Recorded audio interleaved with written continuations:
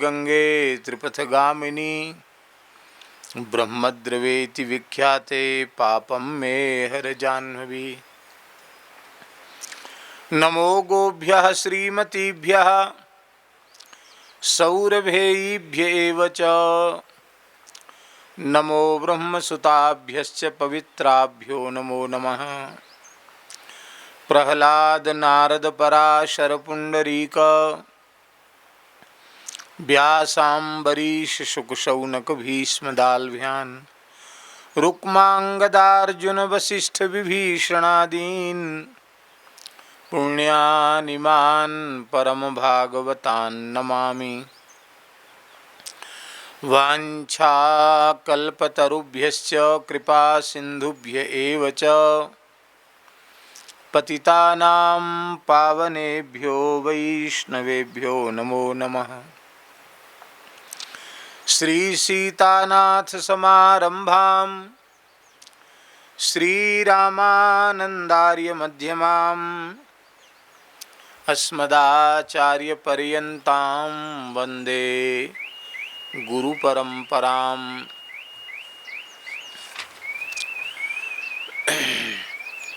नमोस्तु रामाय सलक्ष्मणाय देव्यै च तस्यै जनकात्मजायै।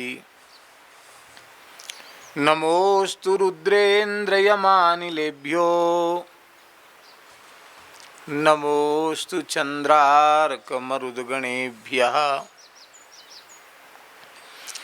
श्रीमन्तं श्रुतिवेद्यमद्भुतगुणग्रावाग्रामाग्ररत्नाकरं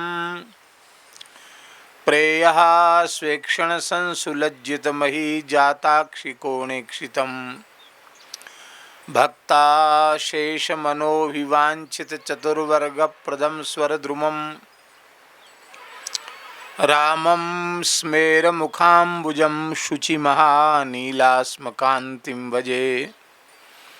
प्रत्यूहव्यूहभङ्गं विदधत् उर्वलशक्तिमान् सर्वकारी भूरिश्रेयःप्रतापो मुनिवरनिकरैस्तूयमानो विमानः।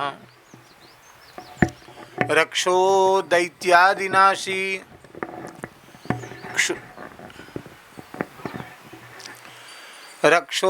दैत्यादिनाशी क्षुभितजलनिधिर्जो लोकजिल्लोकमान्यो धन्यो नो मंगलौगं सपदि सकुरुताद्रामशस्त्रास्त्रसंघा।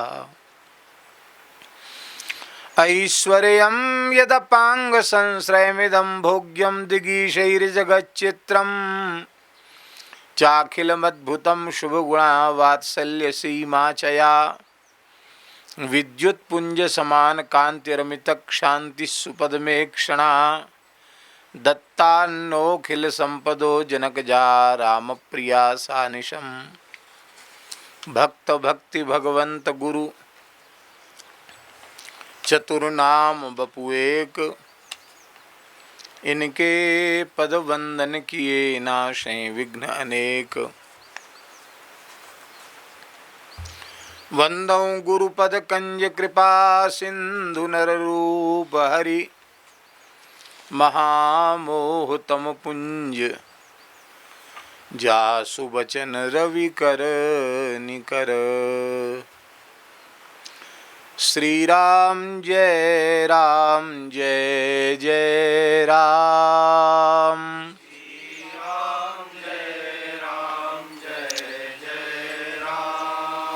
श्री राम जय जय राम।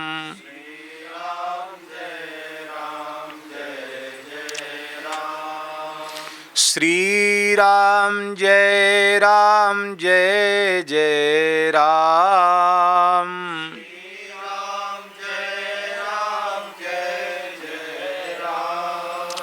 श्री राम जय जय राम।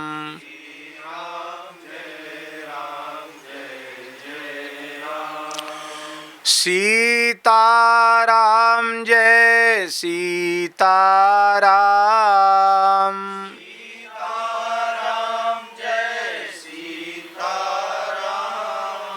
राधे श्याम जय राधे श्याम।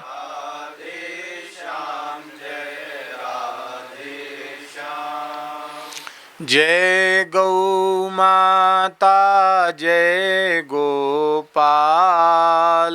जय गौ माता जय गोपाल। भक्तवत्सल प्रभु दीन दयाल। भक्तवत्सल प्रभु दीन दयाल। श्री राम जय जय राम। श्री राम जय जय राम। श्री वृंदावन बिहारी लाल की जय। श्री सीतारामचंद्र भगवान की जय। श्री नित्य साकेत बिहारिणी बिहारी जी महाराज की जय। श्री खाकशौक बिहारिणी बिहारी जी महाराज की जय। श्री यमुना महारानी की जय। श्री गिरिराज महाराज की जय। श्री गोपीश्वर महादेव की जय। श्री अन्नपूर्णा माता की जय। यज्ञेश्वरी जगज्जननी गौ माता की जय। श्री अखिल गोवंश की जय। श्री जड़खोर गोधाम की जय। श्री सूरश्याम गोधाम की जय। श्री पथमेड़ा गोधाम की जय। श्री भक्तमाली जी पहाड़ी बाबा बद्री गोवंश संरक्षण संवर्धन केंद्र उत्तर काशी की जय। त्रिभुवन पावनी पतित पावनी भगवती श्री भागीरथी गंगा जी की जय। सब संतन की जय। सब भक्तन की जय। सब विप्रन की जय। जगत गुरु श्रीमदाद्य रामानंदाचार्य भगवान की जय। जगत गुरु द्वाराचार्य श्री स्वामी मलुकदास जी महाराज की जय। सद्गुरुदेव श्री पहाड़ी बाबा जी महाराज की जय। सद्गुरुदेव श्री भक्तमाली जी महाराज की जय। श्री वैष्णव मताब्ज भास्कर की जय। जय जय श्री राधे। जय जय श्री सीताराम। हर हर महादेव। कल अर्चावतार तक की बात हुई थी। कई दिन से क्रम चल रहा है। उनमें आचार्य चरण ने आज्ञा दी थी कि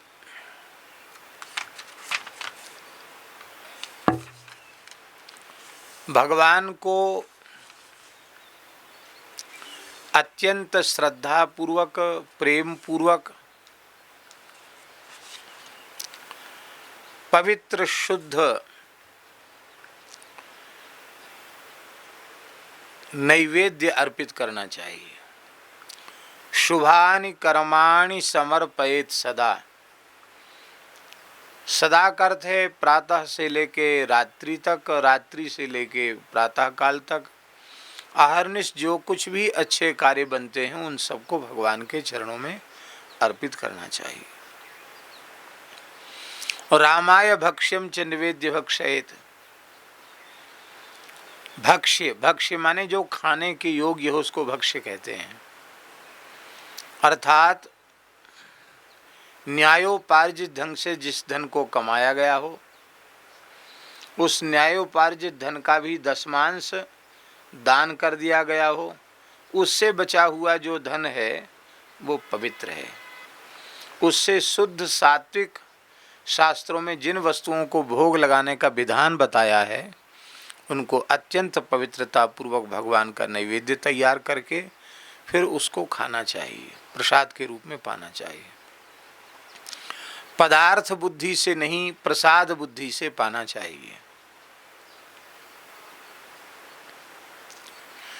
एक बात बताई थी। दूसरी बात यह बताई गई थी कि एक बात हम लोग जानते हैं, जानने के बाद भी उसका पालन नहीं बन पा रहा, इसमें हमारा प्रमाद ही है।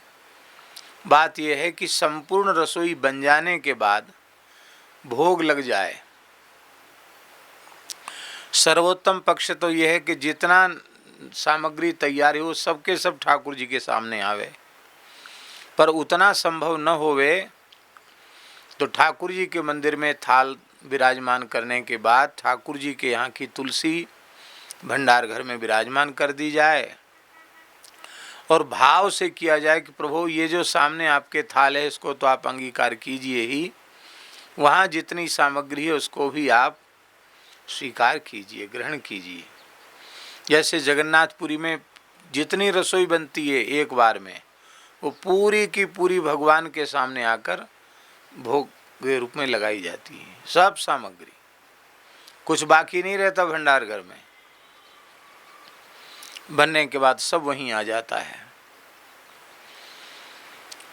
ये सुविधा न होवे तो फिर भोग लगा करके फिर मिला देना तो सब प्रसाद हो जाता है, यह भी एक पद्धति है।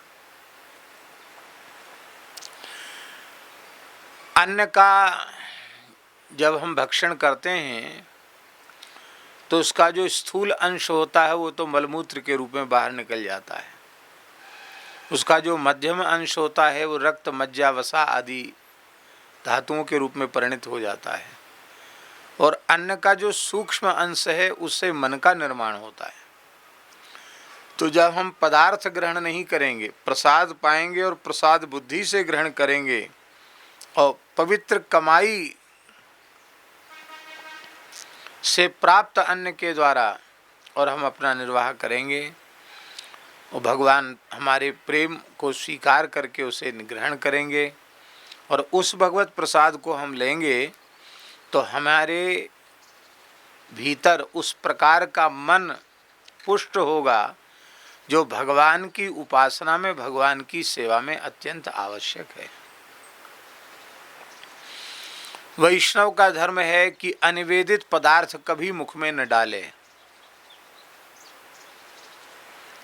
जो वस्तु भगवान को भोग लगाई गई है वही पदार्थ ले। ये नहीं कि एक बार तो ठाकुर जी को भोग लग गया, अब जो कुछ सामने आया खाते रहे, पीते रहे।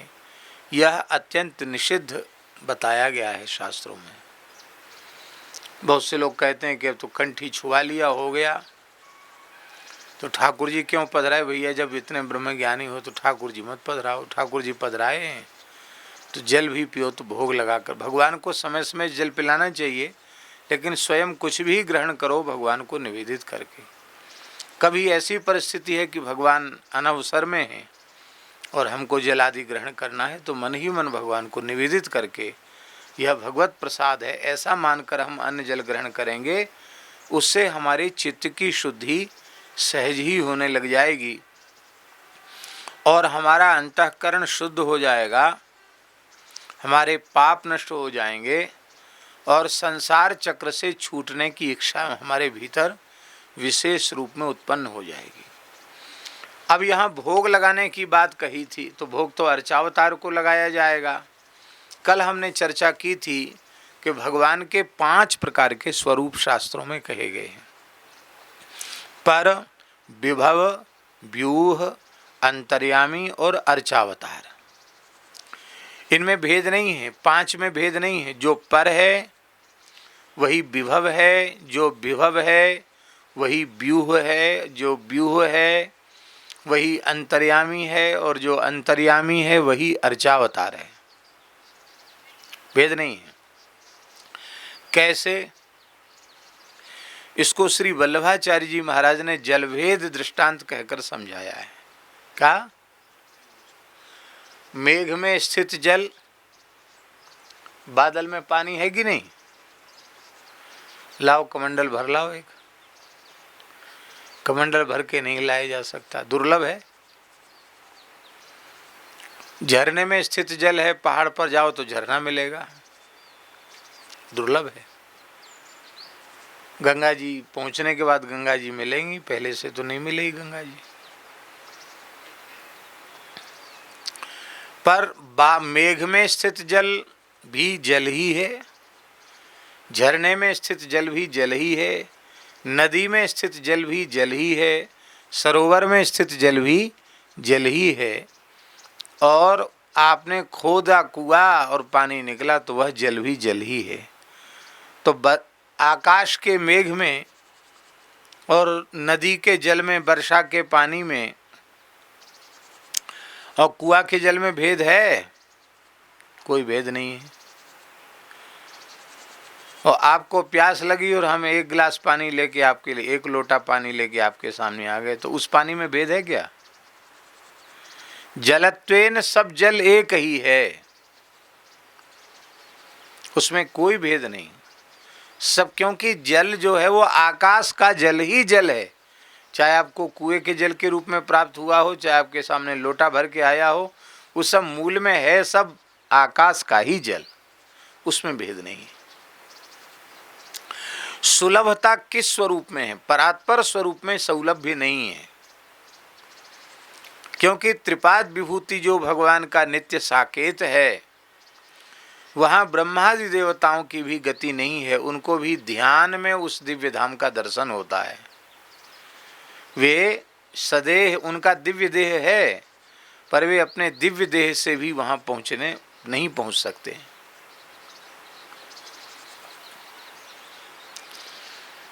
तो इसलिए वह अत्यंत दुर्लभ है। जब कभी प्रभु कृपा करेंगे, करुणा करेंगे, देह छूटेगा और भगवत स्मरण पूर्वक छूटेगा, भगवान का अनुभव करते हुए छूटेगा, तो फिर अर्चिरादि मार्ग से जब जीव भगवान के नित्य धाम में पहुँचेगा, तब उस स्वरूप की प्राप्ति होगी। तो वही भगवान विभव स्वरूप में आते हैं। श्री मत्स्य, कच्छप, हंस, वाराह, हयग्रीव, राम, कृष्ण, वामन आदि 24 अवतारों को लेकर भगवान आते हैं। वो इसलिए आते हैं कि जीवों को सुलभ हो जाए। व्यूह रूप में भी भगवान आते हैं। वासुदेव, संकर्षण, प्रद्युम्न, अनिरुद्ध, ये चतुर्व्यूह है, इसलिए कि जीवों को भगवान सुलभ हो जाएं।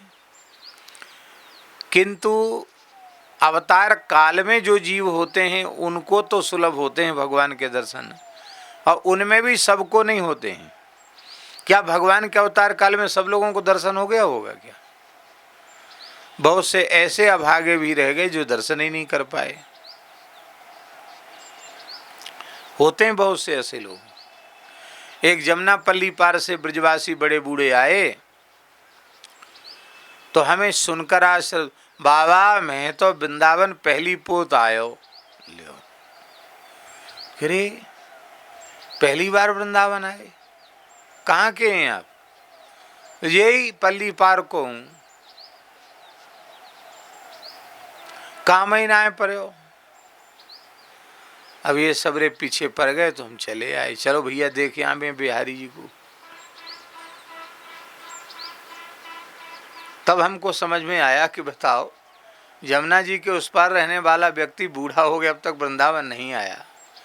तो भगवान के अवतार काल में भी बहुत से ऐसे आलसी लोग रहे होंगे जो भगवान का दर्शन नहीं कर सके। तो उसमें भी भगवान सबको सुलभ नहीं थे। अब अंतर्यामी चौथा जो स्वरूप है, उस रूप में तो भगवान सबको सुलभ हैं। बोले उसमें भी सबको सुलभ नहीं है। क्यों?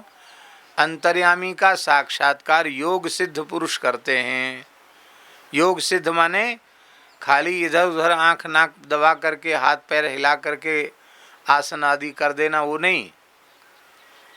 अष्टांग योग के क्रम से समाधि तक पहुंचने वाले जो महापुरुष हैं, वे अपने अंतर्यामी स्वरूप का साक्षात्कार प्राप्त करते हैं। अब यहाँ थोड़ी देर के लिए तो मन की वृत्ति शांत नहीं हो रही है, माला जपना कठिन हो रहा है। अब अंतर्यामी का साक्षात्कार कैसे होगा? वो तो ऐसी बात हो गई कि पुरुषोत्तम दास जी ने कहा कि महाराज पानी पिएंगे, कहाँ जल का प्रबंध है? बोले जहाँ आप बैठे वहीं पानी है, खोदते चले जाओ, पानी मिल जाएगा।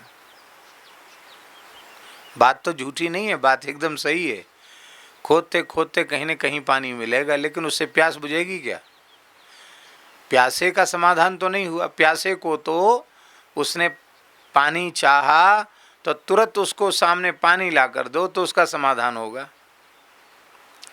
अब देखो भगवान की लीला देखो, यहाँ पहाड़ में पत्थर ही पत्थर है जमीन में, और नीचे कितने गहरे में पानी मिलेगा इसका कोई ठिकाना नहीं है। तो ठाकुर जी ने कैसी लीला की, यहाँ जगह जगह झरने प्रकट कर दिए, जल के स्रोत, और उन्हीं से सबका गुजारा हो रहा है, खेती भी हो रही है। कैसी बढ़िया व्यवस्था है भगवान की। तो अंतर्यामी स्वरूप में भी सौलभ्य नहीं है, किंतु भगवान का जो अर्चावतार है उसमें अत्यंत सुलभता है। अर्चावतार माने विग्रह, विग्रह के रूप में भगवान सब जीवों को सुलभ हैं, साक्षात हैं।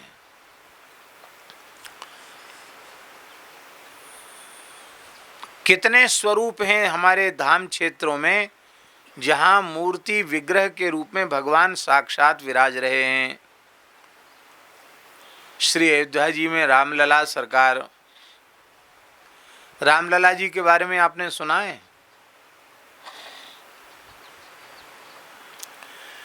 जहां वर्तमान समय में श्री राम जन्मभूमि मंदिर का भव्य निर्माण हो रहा है, वहां पहले एक विवादित ढांचा था जिसे लोग कहते कि बाबर ने इसको बनाया, बाबरी मस्जिद नाम देते थे लोग उसको, और उसके पीछे एक चबूतरा था, उसको राम चबूतरा कहते थे।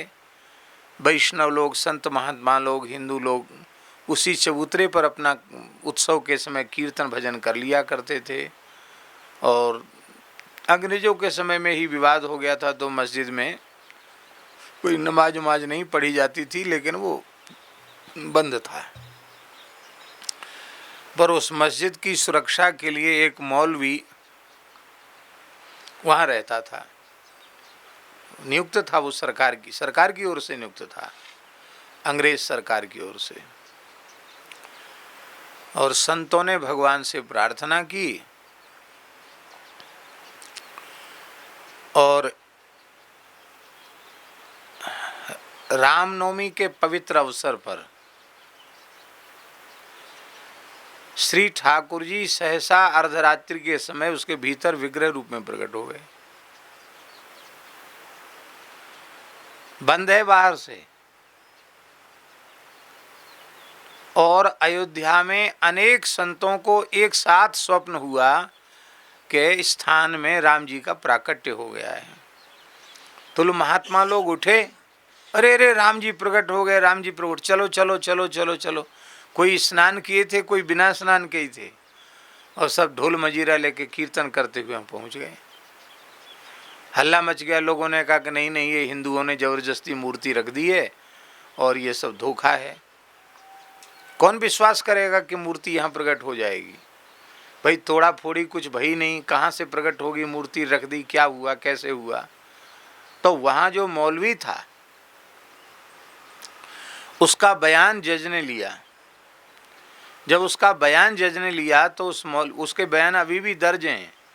उसने कहा कि मैं तो कुछ देख ही नहीं पाया, रात्रि का समय था, जोर का उजेला हुआ और उजेला हुआ और बस मैं बेहोश जैसा हो गया। थोड़ी देर में मुझे घड़ी घंट की आवाज़ सुनाई पड़ी। वे हिंदू फकीर सब साधु महात्मा कीर्तन कर रहे थे और मैंने देखा कि एक मूर्ति भीतर रखी हुई है, उसको लोग कहते राम जी हैं। बस और मैं ये किसी ने माने उसने अपने बयान में ये स्पष्ट कर दिया कि ये मूर्ति किसी ने लाकर यहाँ रखी नहीं है। भगवान प्रकट हो गए, भगवान की इच्छा थी तो भगवान प्रकट हो गए। जब खम्भ से प्रकट हो सकते हैं तो उनका जो स्थान है उसमें वो प्रकट क्यों नहीं हो सकते? अवश्य प्रकट हो सकते हैं। श्री कनक बिहारी जी साक्षात स्वरूप ही हैं भगवान के अयोध्या जी में। श्री धनुर्धारी जी, श्री जानकी रमन जी, श्री सनातन भगवान जी जो बड़ी छावनी में ठाकुर जी हैं, बड़ी छावनी के संस्थापक परम सिद्ध संत बाबा श्री रघुनाथ दास जी को सरयू महारानी ने कृपा करके स्वयं सनातन भगवान प्रदान किए थे। ओरछा में रामराजा सरकार, महारानी कुंवर गणेश देई रानी उनको अयोध्या से कलिकाल में साक्षात भगवान को ओरछा लेकर के गई। वृंदावन में श्री हित हरिवंश महाप्रभु के सेव्य श्री राधा वल्लभ लाल जी, श्री गोपाल भट्ट जी के सेव्य श्री राधा रमण लाल जी, श्री स्वामी हरिदास जी के सेव्य श्री बिहारी जी महाराज, दक्षिण भारत में यादवाद्री में श्री संपत कुमार जिनका दास ने दर्शन किया है, बद्रिकाश्रम में श्री बद्री नारायण भगवान, मुक्ति क्षेत्र में श्री मुक्ति नारायण भगवान और श्री शालिग्रामपुरी में श्री जगन्नाथ भगवान।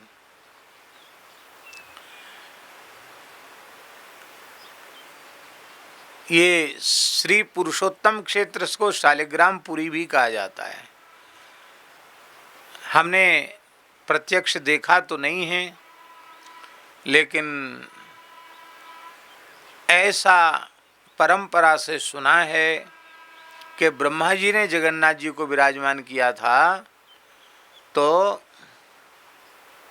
सपाद कोटि शालिग्राम भगवान के ऊपर जगन्नाथ जी को प्रतिष्ठित किया, तो श्री शालिग्राम क्षेत्र है। माने 1.25 करोड़ शालिग्राम जी जगन्नाथ जी की रत्न वेदी में विराजमान है।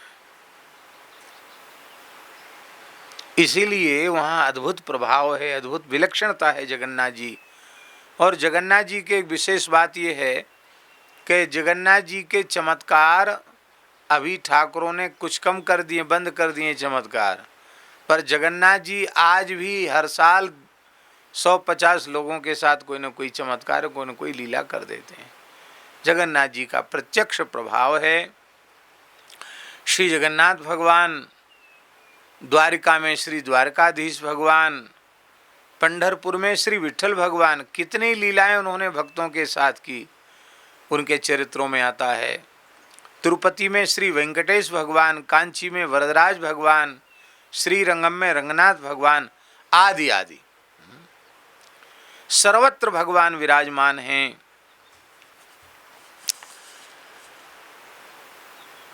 भगवान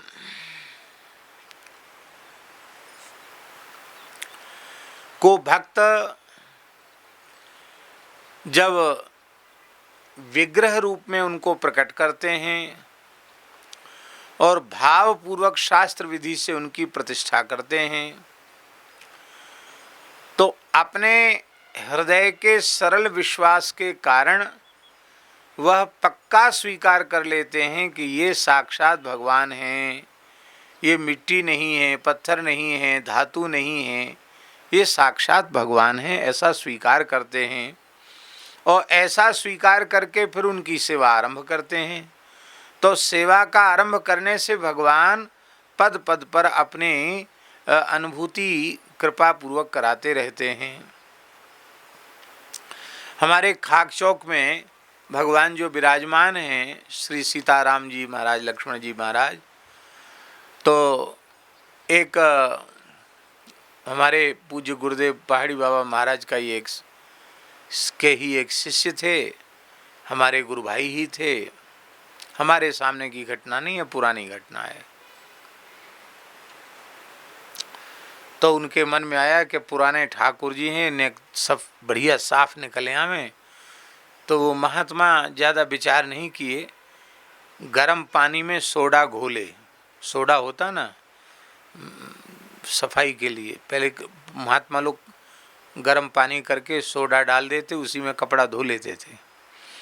तो उसी में सोडा डाल के और उसी में साफ कपड़ा डाल के और गरम गरम कपड़ा से सोडा के पानी से श्री राम लक्ष्मण जानकी जी तीनों सरकार को और श्री पहाड़ी बाबा के श्रीअंग को भी और उससे सुखदेव जी सबको उन्होंने बढ़िया से रगड़ रगड़ करके उनका मार्जन किया। और बड़े खुश हुए कि देखो भगवान एकदम भक्क सफ़ेद निकले आए, बढ़िया लग पुराने। और महाराज जी उस समय कलकत्ता में थे, श्री गुरुदेव भगवान पहाड़ी बाबा महाराज कलकत्ता में थे, एक भक्त के यहाँ थे। तो अर्धरात्रि के समय महाराज जी रात्रि को 2 बजे तो उठ ही जाते थे, 2 बजे बैठ जाते थे ध्यान में पहले। और उनका तो योग सिद्ध महापुरुष थे, निरंतर ही जप ध्यान धारण उनके निरंतर ही अजपा खुला हुआ था उनका, और रोम रोम से भगवान नाम प्रकट हो, इस कोटि के वे दिव्य महापुरुष थे। आहार बहुत सूक्ष्म था और निद्रा भी बहुत सूक्ष्म थी। तो उनको ठाकुर जी की आवाज़ सुनाई पड़ी, जग गए महाराज, उठ के बैठे, कोई स्वप्न नहीं, उठ के बैठे तो तीनों सरकार और श्री पहाड़ी बाबा सामने खड़े हुए, महाराज के मूल पुरुष। तो महाराज जी कहते हमने देखा कि ठाकुर जी का शरीर लाल लाल हो रहा है, एकदम छाले आ गए हैं लक्ष्मण जी के, जानकी जी के, और श्री पहाड़ी बाबा तो कह रहे हैं कि हमने तो जीवन में विभूति ही चढ़ाई है और कुछ हमने किया नहीं, हमको तो बहुत जलन हो रही, हमारे तो सब शरीर छिल दिया, कपड़े से रगड़ रगड़ करके सब शरीर छिल गया हमारा, बहुत जलन पड़ रही है बाबा बोले। और तीनों सरकार यही कह रहे हैं बहुत जलन पड़ रही है। तो महाराज जी ने पूछा कि जय जय क्या हो गया आपको? तो उन्होंने सारी बात बता दी।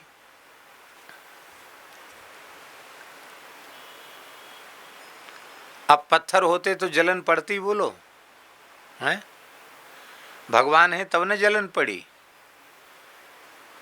तो महाराज जी तत्काल उठे, आवाज लगाई, घर के लोग जग गए, क्या हो गया? बोले हम अभी वृंदावन जा रहे हैं। अरे महाराज जी कैसे अभी वृंदावन जा रहे हैं? कोई टिकट नहीं ट्रेन में? नहीं, हम अभी वृंदावन जा रहे हैं। और उठे महाराज जी, सामान तो कुछ रहते नहीं था, एक ब्रह्मपात्र और झोली लिए, आसन कंधे पर रखे और सीधे महाराज जी चल पड़े, हावड़ा रेलवे स्टेशन की तरफ चल पड़े। भवानीपुर से रेलवे स्टेशन कितनी दूर है? हाँ। तो लोग फटाफट जैसे तैसे गाड़ी वाड़ी लेके आए और महाराज जी को बिठाया। महाराज जी के सामने डर के मारे कोई बोल तो सकता नहीं था। वहाँ जो ट्रेन तैयार थी उसी में तत्काल टिकट लिया गया और बैठकर महाराज जी, एक दो जगह बदलनी भी पड़ी होगी शायद ट्रेन, और महाराज जी वृंदावन पहुँच गए। वहीं पहुंचकर स्नान किया, वहीं पहुंचकर चरणामृत लिया, ठाकुर जी का जल पिया। और जैसे ही महाराज जी मंदिर में गए, ध्यान से सुनो, जैसे ही महाराज जी मंदिर में गए तो वहाँ क्या देखा कि जो कलकत्ता में दिखाई पड़ा था दृश्य, वही दृश्य प्रत्यक्ष मंदिर में भगवान के श्रीअंग में छाले फफोले पड़े हुए। महाराज जी रोने लग गए। और जो पुजारी था, फिर महाराज जी तो महाराज जी थे, त्यागी तपस्वी महात्मा, नीम से बांध करके पूजा की बढ़िया से, हो सेवा पूजा। इसमें भी कृपा, नीम से बांध लिया, बांध भाग न जाए कहीं, फिर बढ़िया से लाठी डंडा उठा करके पूजा की। अब समझ गए ना?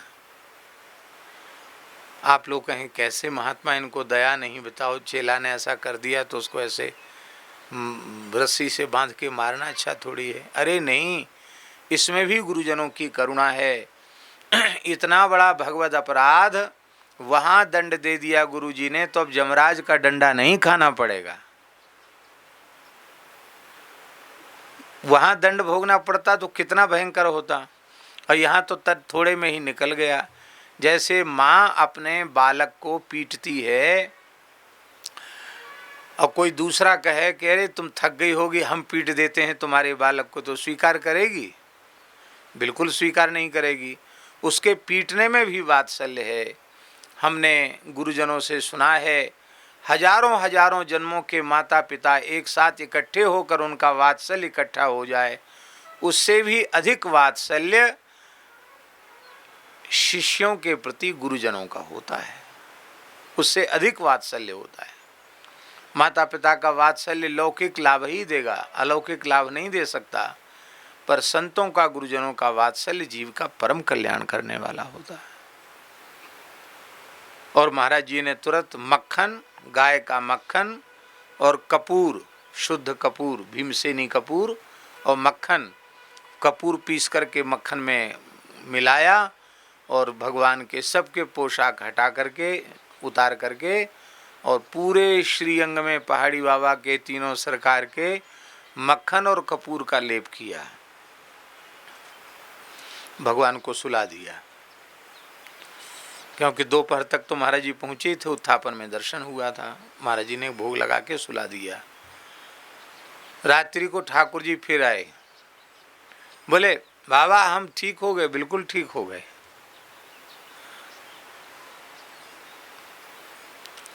इसका मतलब है कि अर्चावतार रखने वाले लोगों को भी भगवान की सेवा में सावधानी करनी चाहिए कि नहीं कि पीतल के ठाकुर जी हैं तो चलो पीताम्बरी से रगड़ दो, और अब उसके ठाकुर जी हैं तो चलो सर्फ से रगड़ दो, ठीक तो निकालना है, उनको उजला ही तो करना है, ये ठीक नहीं। पंजाब में एक जगह हमारे महाराज जी गए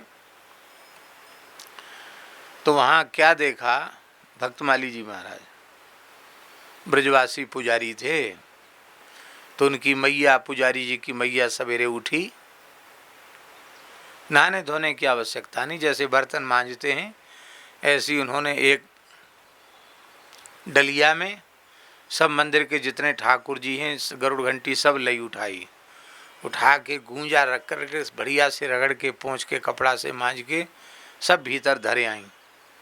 थोड़ी देर में उनके पुत्रा जो कुछ पूजा किया हो, घंटी बजी, लोग आरती में इकट्ठे हो गए। महाराज तो देख के दंग रह गए, ऐसे बर्तन जैसे मांजते हैं ठाकुर जी को। तो उनकी मैया ऐसो काहे को करे, अरे बाबा कछु मत पूछो, ये पंजाब है, यहाँ के लोग ठाकुर जी खूब उजरे दिखें, चमकते भय दिखें तो खूब भेंट चढ़ावें, और मेले से दिखें तो भेंट नाए चढ़ावें। ने मांझ दूँ ठाकुर जी है रोज, देव कैसे चमक रहे हैं ठाकुर जी। बेचारी भोली मैया थी, लेकिन ये ठीक नहीं है। अर्चावतार में बहुत ही भाव की आवश्यकता है, और उस भाव को भगवान स्वीकार करते हैं। ऐसा नहीं, अयोध्या में जो कनक भवन बिहारी जी हैं, रामलला हैं, वे ही आपके रामलला हैं, वे ही ठाकुर जी हैं। वृंदावन में मंदिर में बिहारी जी हैं, वे ही आपके सेव्य ठाकुर बिहारी जी हैं। अलग हैं, भगवान 10-20 होते हैं क्या? हाँ, वे आचार्यों ने कृपा करके प्रकट करके उनको विराजमान किया है, तो उनमें विशेष प्रभाव विद्यमान है, क्योंकि आचार्यों ने प्रार्थना करके जीवों पर करुणा करने के लिए उन्हें प्रतिष्ठित किया है। कलिकाल में सब जीव इस योग्य नहीं है कि उनको भगवत साक्षात्कार हो, तो आचार्यों के द्वारा जो स्वप्रकट ठाकुर जी हैं उनका दर्शन कर लेने से और भगवान के प्रत्यक्ष दर्शन का ही फल प्राप्त होता है। इस भाव से दर्शन करना चाहिए। फिर भगवान अर्चावतार रूप में इसलिए भी प्रकट हो गए कि विषयी जीवों की भी वृत्ति भगवान की ओर आकृष्ट हो जाती है। कैसे हो जाती है? आपके ठाकुर जी विराजमान हैं मंदिर में, तो रामनवमी के समय रामनवमी होगी कि नहीं होगी? जन्माष्टमी के समय जन्माष्टमी का उत्सव होगा, झूला के समय झूला होगा, होली के समय होली होगी, और जब होगा तो बढ़िया बढ़िया भोग भी लगेगा, प्रसाद भी मिलेगा। तो कुछ लोग ऐसे होते उनको भाव कुछ नहीं है, पर वो कहते रहे बढ़िया पंचामृत मिलेगा, एक एक गिलास भर के, पंजीरी मिलेगी, धनिया की पंजीरी मिलेगी, खूब फल मिलेंगे, चलो बाबा जी के यहाँ चलो। तो अब उनको भाव नहीं है, विषयी जीव हैं, लेकिन वे भी प्रसाद के नाम से भगवान का दर्शन करेंगे, भगवत प्रसाद ग्रहण करेंगे, तो उन जीवों का भी कल्याण होगा। वो भगवत चरणामृत लेंगे तो उन जीवों का भी कल्याण होगा। वहाँ जाएंगे तो आरती का दर्शन करेंगे, स्तुति का श्रवण करेंगे, नहीं बोल पाएंगे, सुनेंगे तो सही, कीर्तन होगा तो कीर्तन सुनेंगे, उससे भी उनका कल्याण होगा। तो आचार्यों ने भगवान को विग्रह रूप में इसलिए उत्पन्न किया, प्रकट किया कि विषयी जीवों की भी भगवान की ओर रुचि जागृत हो जाए, और इसलिए भगवान की रुचि जागृत हो जाती है। भगवान ने दुर्वासा जी से कहा कि अहम भक्त पराधीनो ह्य स्वतंत्र इव द्विजो साधुभिर्ग्रस्त हृदयो भक्तैर्भक्त जनप्रिय। अहम भक्त पराधीन, मैं भक्तों के अधीन हूँ, मैं सर्वतंत्र स्वतंत्र होता हुआ भी परतंत्र हूँ, भक्तों के अधीन हूँ। भक्त हमको जैसा नचाते हैं मैं वैसा ही नाचता हूँ। दिखते हैं भगवान ऐसा करते हुए? नहीं दिखते हैं, पर अर्चावतार के रूप में देखते हैं। जब खिलाओ तब खाएंगे, जब सुलाओ तब सो जाएंगे, और जब जगाओ तब जग जाएंगे। ये नहीं कहेंगे कि कल तो तुमको सवेरे जाना था जल्दी यात्रा में, तो 4 ही बजे हमको जगा दिया, और आज कुछ नहीं तो आज 8 बजे तक हम सो रहे हैं, ये ठीक नहीं है। कभी शिकायत करते हैं ठाकुर जी? अर्चक जैसा करे वैसा ही स्वीकार कर लेते। यद्यपि यह भी भगवान की सेवा में असावधानी ही है, किंतु फिर भी भगवान सब कुछ सहन कर लेते हैं, भक्त के अधीन हो जाते हैं। और रुचि उत्पन्न हो जाती है जब भगवान के प्रति, तो उस भक्त में शुभाश्रय, फिर भक्त के अनुकूल भगवान हो जाते हैं, और भगवान की उपासना के योग्य अंतःकरण भक्त का निर्मित हो जाता है, और भगवान उस भक्त का आश्रय बन जाते हैं। इसको कहते हैं शुभाश्रय लाभ। पहले रुचि जगती है, फिर शुभाश्रय लाभ होता है, और इसके बाद अर्चक के मन में, पूजा करने वाले के मन में यह विश्वास सुदृढ़ हो जाता है कि अर्चावतार ही संपूर्ण लोकों के रक्षक हैं। वे किसी भी प्रकार के दोषों का विचार न करके कष्टों से सबकी रक्षा करते हैं। ऐसा विश्वास उनके भीतर दृढ़ हो जाता है, और फिर वहीं से उनको सब कुछ प्राप्त होने लग जाता है। हमारे ब्रज में श्रीनाथ जी ठाकुर जी जो इस समय नाथद्वारा में विराज रहे हैं, उन्होंने तो अर्चावतार रूप में इतनी लीलाएं की कि जिनका कोई पारावार नहीं है, अनंत लीलाएं की।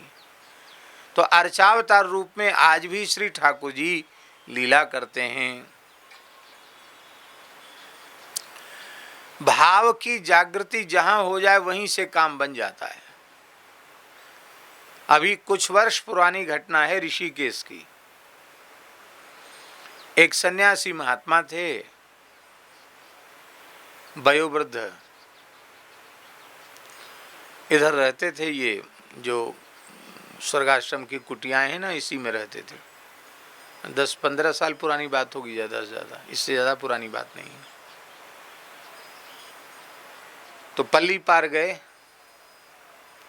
तो वहाँ जो नौका वाले होते हैं वो कई बार महात्माओं से कुछ लेते नहीं, ऐसे ही पार भी कर देते ना, महात्माओं को ऐसे ही पार कर देते। वो पैसा वैसा छूते नहीं थे। तो बीच धारा में जब नौका आई तो उनके मन में भाव जगा कि आचमन ले लें बीच से। तो चश्मा उतार के उन्होंने आचमन लिया और नेत्रों से जल लगाया। अब वो बूढ़े महात्मा, मोटे लेंस का चश्मा, वो चश्मा उनका गंगा जी में चला गया। अब बिना चश्मा के उनको दिखे नहीं। अब अपनी कुटिया तक पैदल चल के कैसे जाएं, संध्या हो गई। सूर्यास्त बिल्कुल हो ही रहा था, धीरे धीरे अंधेरा होने वाला था। तो बैठ गए वहीं गंगा जी के किनारे, विष्णु सहस्त्र नाम का पाठ करने लगे। वो मन में सोचे कोई दयालु मूर्ति आ जाएगा तो कहें भैया हमें हम वहाँ तक पहुँचा दो। मांगते हम है नहीं, चश्मा हमारे पास, बिना चश्मा के काम हो नहीं सकता। तो बैठे थे भगवान के सहारे। सत्य घटना है ये। एक महात्मा है मोनी जी, उन्होंने ये घटना सुनाई। बड़े विद्वान संत हैं। तो उनका विष्णु सहस्त्र नाम पूरा होते होते एक मछली अपने मुंह में चश्मा की डंडी ऐसे किए हुए आई, और वो मछली उछल के उनकी गोद में गिरी। ये विचित्र बात है ये, कि जैसे ये बैठे हैं वो महात्मा और वो बह रही हैं गंगा जी, 4 हाथ दूर कम से कम गंगा जी के जल से वो बैठे थे। और 4-5 हाथ छलांग लगाकर मछली उनकी गोद में कूदी और चश्मा छोड़ करके, और फिर उसने छलांग लगाई उल्टी गंगा जी में। तो फिर गंगा जी में छलांग लगा के, ये उन्होंने प्रत्यक्ष देखा। तो अब देखो, वेदों का उद्धार करने के लिए तो भगवान ने मत्स्यावतार लिया ही। एक अकिंचन महात्मा के, भोले महात्मा के चश्मा के लिए भी भगवान मछली के भीतर तो यही सोचते हैं कि भगवान ने एक मत्स्यावतार चश्मा देने के लिए ले लिया, उनके लिए क्या कठिन है। अथवा मछली के भीतर ही वे प्रविष्ट हो गए, प्रविष्ट तो सब में है ही है, कहीं भी विराजमान होकर वे लीला कर सकते हैं। इस प्रकार से भगवान की प्रतिमा का भाव, प्रतिमा के आश्रय से निरंतर भाव बढ़ता चला जाता है।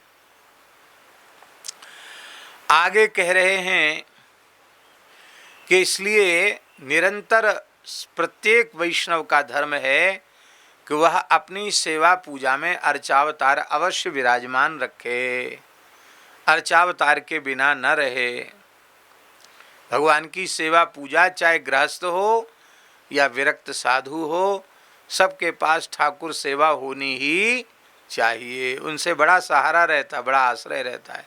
एक महात्मा ने सुनाई बात, बोले हम पहले ठाकुर जी नहीं रखते थे। एक जगह यज्ञ था और साधुओं की जमात पड़ी थी, तो वहाँ महंत जी ने कहा भैया जिस जिसके पास ठाकुर जी हैं सबको दूध, उनके कमंडल में दूध, मेवा और फल वहीं आसन पे आ जाएंगे, और जिनके पास ठाकुर जी नहीं है उनको वहाँ बाहर लाइन में लग के लेना पड़ेगा। व्यवस्था ऐसी ही थी। तो अब लाइन में लगने वालों को बेचारों को कितना मिलेगा, बांटने वाले गृहस्थी। और वहाँ तो सब बढ़िया भर भर कमंडल दूध और खूब मेवा और मिठाई।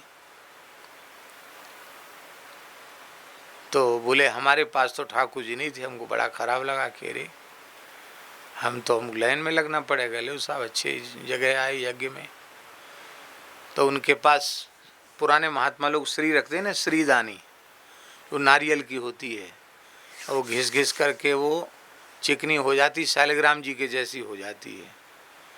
तो उन्होंने फट से महात्मा ने, अब उनका शरीर नहीं है, अच्छे संत थे, हमारे गुरु भाई ही थे, उन्होंने तुरंत जो है वो जो नारियल की श्रीदानी होती ना, उसी में तुरंत जो है अयोध्या वाला जो सफ़ेद चंदन होता ना, सफ़ेद चंदन से तिलक लगा के और बीच में श्री लगा दी, और उन्हीं को बढ़िया से कपड़ा पर रख करके और थोड़ा फूल तुलसी रख दिया, ऐसे बैठ के माला लेके बैठ गए। अब तो प्रत्यक्ष दिखाई पड़ रहे हैं कि ठाकुर जी हैं, तो कमंडल में दूध भर के और उस फल लेके चला गया। बोले अब ठाकुर जी जरूर रखेंगे। एक बार तो नकली ठाकुर जी बना करके पुजा लिया, लेकिन अब ठाकुर जी जरूर रखेंगे। ठाकुर जी के बिना संत नहीं रहते। पुरानी कहावत है संतों की कि गले में तुलसी मुख में राम, हृदय विराजें शालिग्राम। ऐसे बोलते हैं कि नहीं, गले में तुलसी मुख में राम, गले विराजें, हृदय विराजें शालिग्राम। हृदय विराजे मतलब बटुआ जो होता था ठाकुर जी का, उसको लटका लेते थे, भगवान छाती से लगे रहते थे। अभी हमारे ठाकुर जी की सेवा में जो अनेक स्वरूप विराजमान हैं, उनमें मूल पुरुष पहाड़ी बाबा के नृसिंह भगवान विराजमान है, नृसिंह शालिग्राम जी। तो हरिद्वार का कुंभ था, 3 कुंभ पुरानी बात है हरिद्वार का। 3 किस सन में था,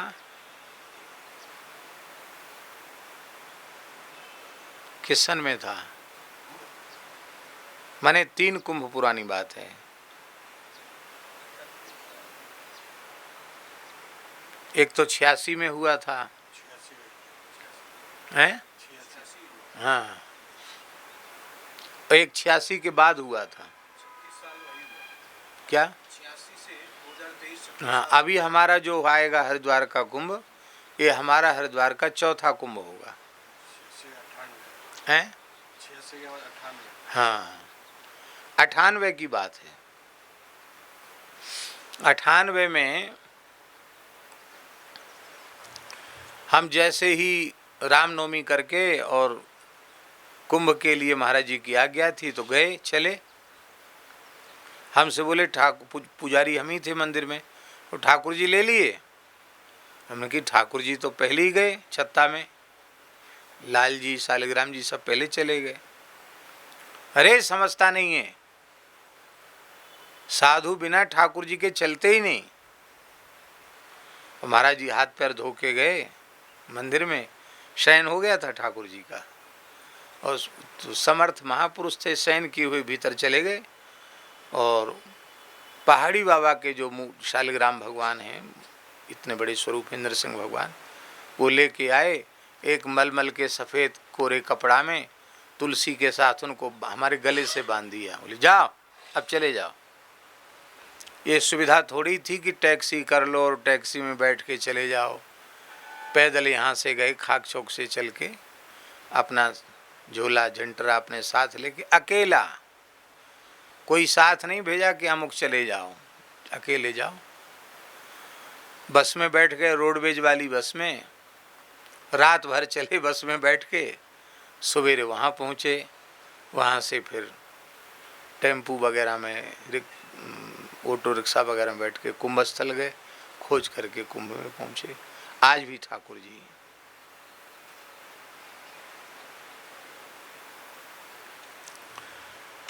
अर्चावतार अवश्य, हमने कल निवेदन किया था, ज़्यादा न हो तो कम से कम भगवान की चित्र छवि ही, आचार्य की, गुरु जी की चित्र छवि विराजमान करके भाव से दर्शन करना, और दर्शन करके और फिर उन्हीं को निवेदित करके कुछ ग्रहण करना।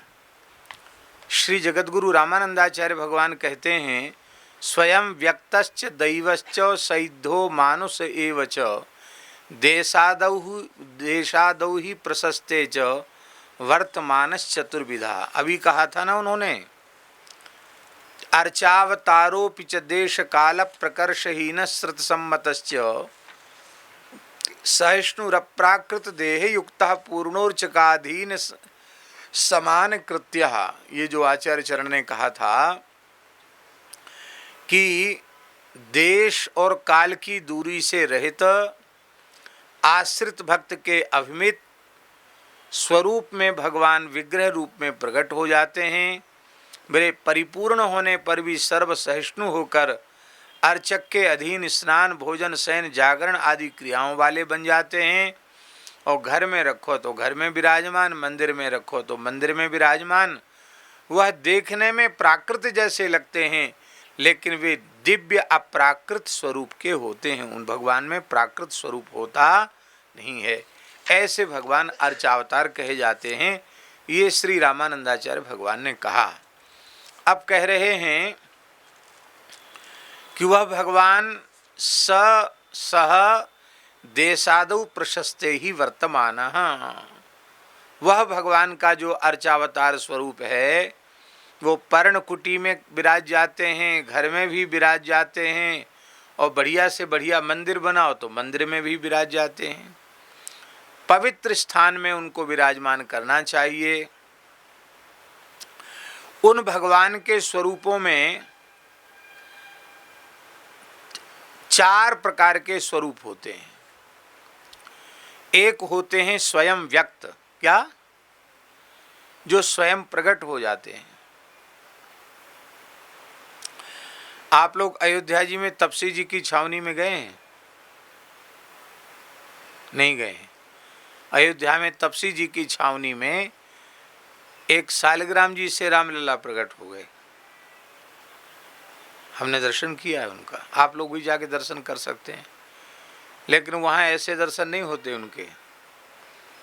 महात्माओं ने पुराना नियम बना हुआ है। तपसी जी महाराज के लिए प्रकट हुए थे, वो शालिग्राम जी से रामलला प्रकट हो गए। इतने बड़े हैं, बड़े दिव्य स्वरूप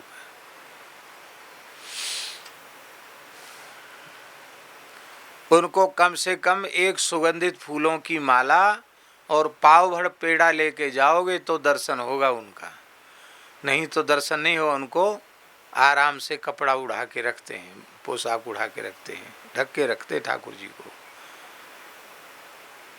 क्यों? बोले छोटे बालक हैं, बार बार उनको परेशान करना, ऐसे तो फालतू थोड़ी हैं ठाकुर जी हमारे।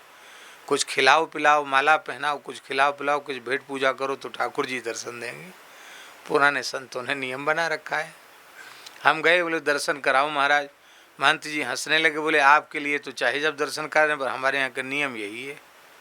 भैया हम तो लाए नहीं, तो ले आओ।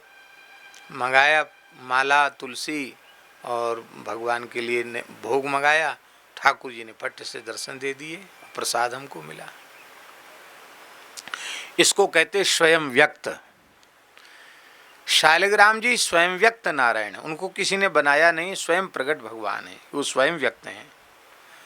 उनमें प्राण प्रतिष्ठा की आवश्यकता नहीं है, वो स्वयं व्यक्त हैं।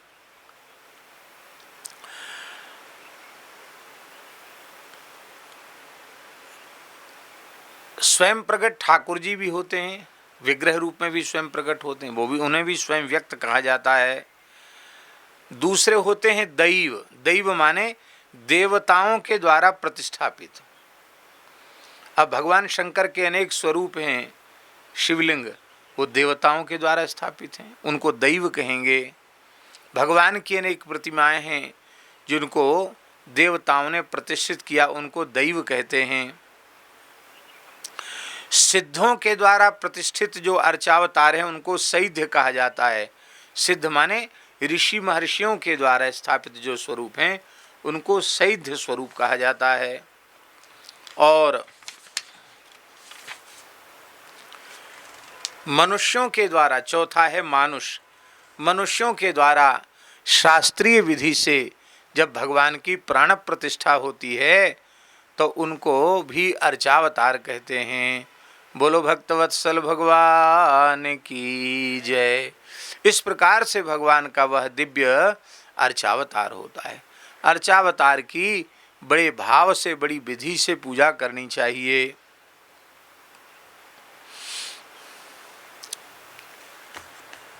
अब भगवान जाने कैसे, हम तो अनुभव नहीं कर पाते हैं। अपने पास जो शालिग्राम जी है ना, एक में रघुनाथ जी पूरा दरबार, श्री राम लक्ष्मण भरत शत्रुघ्न, श्री जानकी जी और श्री हनुमान जी एक ही शालिग्राम जी की शिला में विराजमान है। और तीन स्वरूप अलग हैं, वो जगन्नाथ जी के, एक जगन्नाथ जी, एक बलभद्र, एक सुभद्रा जी, तीन स्वरूप हमने बनवाए नहीं, क्योंकि शालिग्राम जी तो स्वयं व्यक्त हैं, उनमें छेदा छादी करना वो भाव के और अनुरूप नहीं है। ना हम कहीं लेने गए, अपने आप ठाकुर जी कृपा करके आ गए। और ये ठाकुर जी भी बहुत प्राचीन हैं। हरियाणा क्षेत्र में किसी स्थान में उनके परंपरा के ठाकुर जी थे पुराने।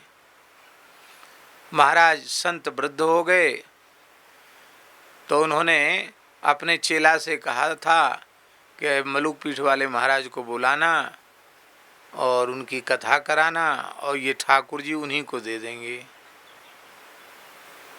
गुरुजी तो पधार गए, कथा तो भई नहीं। पर पधारने के बाद गुरुजी फिर सपने में आए। बोले ठाकुर जी से हमने प्रार्थना की थी कि भाई अब कौन करेगा सेवा, तो उन्होंने कहा था वहाँ भेज देना, और तुमने हमारी बात नहीं मानी, भेज के आओ। वो महात्मा आए, उनके शिष्य, रोते हुए उन्होंने घटना सुनाई और बोले ये जगन्नाथ जी हैं, ये ठाकुर जी हैं। गुरुजी ने पधारने के बाद स्वप्न में आकर के कहा, हमारे ठाकुर जी, हमने तुमको पहले ही कहा था, तुमने दिए नहीं, इनको दे के आओ। आज भी ठाकुर जी विराज रहे हैं।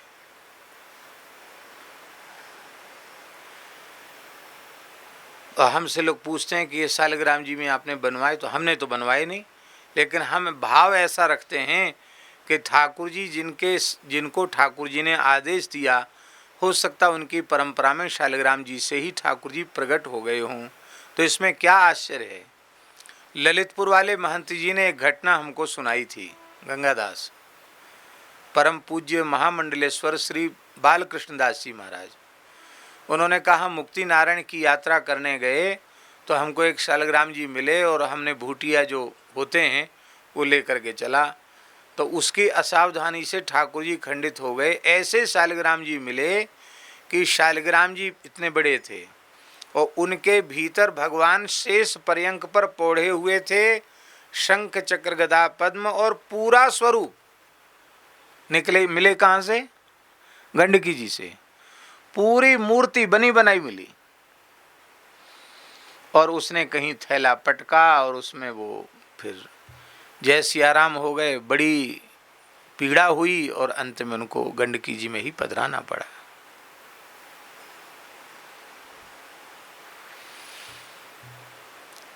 तो कहते थे महाराज जी, महंत जी कहते थे कि भूल हमसे ये हो गई कि हमने सामान में बांध के उनको भूटिया को दे दिया। तो ठाकुर जी ने कहा भैया तुमने अभी से बांध दिया हमको, तो अब काहे को जाए।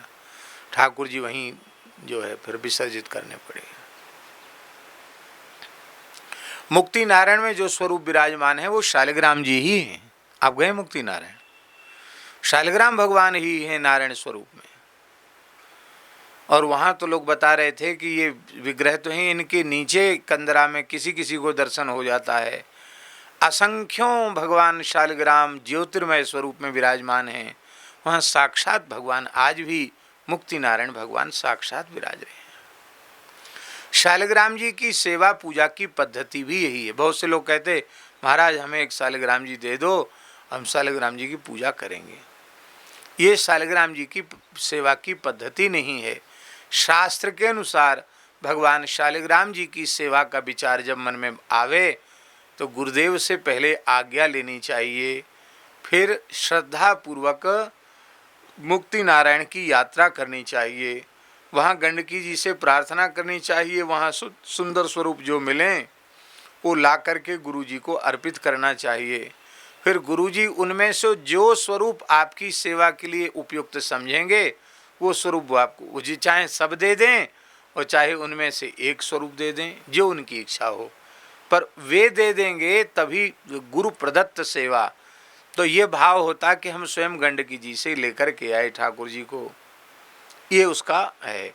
क्योंकि शालिग्राम जी को खरीदने वाला, बेचने वाला, उनका मूल्य तय करने वाला, इन तीनों को नरक में जाना पड़ता है, ऐसा पद्म पुराण आदि में ऐसा लिखा हुआ है। इसलिए विधि यही है कि मुक्ति नारायण जाकर के शालिग्राम जी को लेके आवे। अथवा ऐसा है कि उस क्षेत्र में बेचारे लोग वो निकाल के रखते हैं, खोजते रहते हैं, तो उनको कीमत कह के, मूल्य कह करके मोल तोल न करे, एक मुश्त रुपया दे दो और कह दो भैया जो बढ़िया अच्छे स्वरूप है इनमें से हमको दे दो, ये हम भगवान की भेंट कर रहे हैं, ये मूल्य नहीं दे रहे हैं, भगवान की भेंट कर रहे हैं। इस भाव से करना चाहिए। उत्तम पक्ष यही है कि स्वयं भगवान शालिग्राम जो मिलें वो लेकर के आना चाहिए। यही नर्मदेश्वर की विधि है।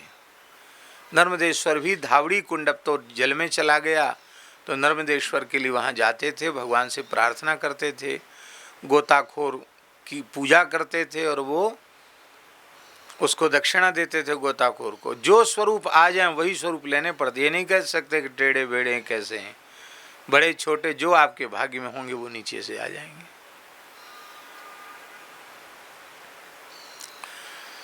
आवाहनासनाभ्यांच पादार्घ्याचमनैस्तथा स्नान वस्त्रोपवीतैश्च गंधपुष्पसुधूपकैः। श्री आचार्य चरण कह रहे हैं कि भगवान का आवाहन, यद्यपि भगवान तो नित्य विराजमान हैं, पर भगवान की सेवा पूजा करते समय पहले भगवान का ध्यान करना चाहिए। ध्यान आवाहन के लिए तुलसी दल अर्पित करना चाहिए, पुष्प हो तो पुष्प अर्पित करना चाहिए। फिर इसके बाद भगवान के चरणों को धोने के लिए जल अर्पित करना चाहिए। फिर भगवान को अर्घ अर्पित करना चाहिए। फिर भगवान को अर्घ के बाद आचमन कराना चाहिए। और आचमन का अर्थ केवल आचमन नहीं लेना, आचमन मैंने कुल्ला आचमन, कुल्ला दातुन आदि सारी क्रिया तो मानसी में करा के, उसमें महात्मा लोग भाव से करते हैं। तुलसी की जो हरी हरी टहनी होती है ना, छोटी पतली कोमल सी, उसी को थोड़ा सा चंदन लगा करके और उसी से भावना करते हैं कि ठाकुर जी दातुन घिस रहे हैं, दातुन कर रहे हैं, कुल्ला करा, आचमन करा दिया भगवान को। आचमन कराने के बाद फिर भगवान का स्नान कराना चाहिए। स्नान कराने में तांबे का पात्र होना भगवान के स्नान के लिए आवश्यक है, क्योंकि चरणामृत के जो 8 अंग हैं उनमें एक है ताम्र। ताम्र भी चरणामृत का अंग है। तो ताम्र पात्र में, हाँ, पंचामृत आदि से स्नान कराना हो तो ताम्र पात्र नहीं होना चाहिए। बाकी जल से स्नान कराने के लिए ताम्र पात्र ही उपयुक्त है। उसमें यंत्र लिख करके, यंत्र आता हो तो यंत्र लिख दें, और नहीं तो चंदन से षटकोण बना करके राम नाम लिख दें, फिर तुलसी जल पधरा दें और उसमें फिर भगवान को विराजमान करें। तुलसी जल का आसन विराजमान करके फिर भगवान का विधिवत स्नान करावें। उत्तम पक्ष है कि भगवान का पुरुष सूक्त से भगवान का और शंख के जल से भगवान का जो अर्घा होता है ना, उसके जल से भगवान का अभिषेक करें, अखंड धारा से अभिषेक करें। फिर भगवान के अंग को प्रोक्षण करें। स्नान के बाद फिर भगवान को आचमन करावें। फिर भगवान को वस्त्र और उपवस्त्र निवेदित करें। वस्त्र धारण कराने के बाद भगवान को यज्ञोपवीत अर्पित करें। यज्ञोपवीत धारण कराने के बाद फिर आचमन करावें। ये भाव से नित्य ही करना है, ये सब सेवा एक दिन की नहीं है। फिर इसके बाद यज्ञोपवीत धारण के बाद भगवान को उत्तरीय वस्त्र अर्पित करें भावना से। अब एक सालिग्राम जी ही हैं, लेकिन भावना से सब किया जा सकता है। और फिर भगवान के श्री अंग में चंदन का लेप करें, सुंदर चंदन भगवान को धारण करावें। और पुष्प, सुगंधित पुष्प ही भगवान को चढ़ाने चाहिए। खाली श्रो वाले जो फूल है ना, जिनमें खुशबू नहीं है और खाली शोभा वाले हैं, ऐसे फूल चढ़ाना वर्जित है। सुगंधित पुष्प भगवान को, बेला, चमेली, जूही और सुंदर देसी गुलाब आदि जो सुंदर सुगंधित पुष्प हैं, वो भगवान को अर्पित करना चाहिए। और समस्त पुष्पों के अभाव की पूर्ति तुलसी की मंजरी से हो जाती है। तो मंजरी युक्त तुलसी जल मिल जाए तब तो कहना ही क्या है। वह संपूर्ण पुष्पों का सम्राट है तुलसी की मंजरी। उसके अर्पित होने से सारे सुगंधित पुष्प अर्पित हो जाते हैं। और इसके बाद भगवान को पुष्प अर्पित करने के बाद धूप अर्पित करना चाहिए। शुद्ध गुग्गुल, जिसकी उत्पत्ति कामधेनु गाय के मूत्र से हुई है, गुग्गुल की उत्पत्ति, इसलिए गुग्गुल देवताओं को अत्यंत प्रिय है, भगवान को अत्यंत प्रिय है। और पुराणों में लिखा है कि शंकर जी का तो आहार है गुग्गुल। शंकर जी की पूजा तो बिना गुग्गुल के संपन्न होती ही नहीं। तो ये बाजार की धूपें तो विश्वास के योग्य नहीं होती। पता नहीं क्या मिला जुला के शुद्ध गुग्गुल मिल जाती है, और उसको थोड़ी कंडी की आंच पर रख लो और थोड़ा गैया का घी डाल दो, एक बूंद, बस इतने से ही सुंदर हो गया गुग्गुल की धूप।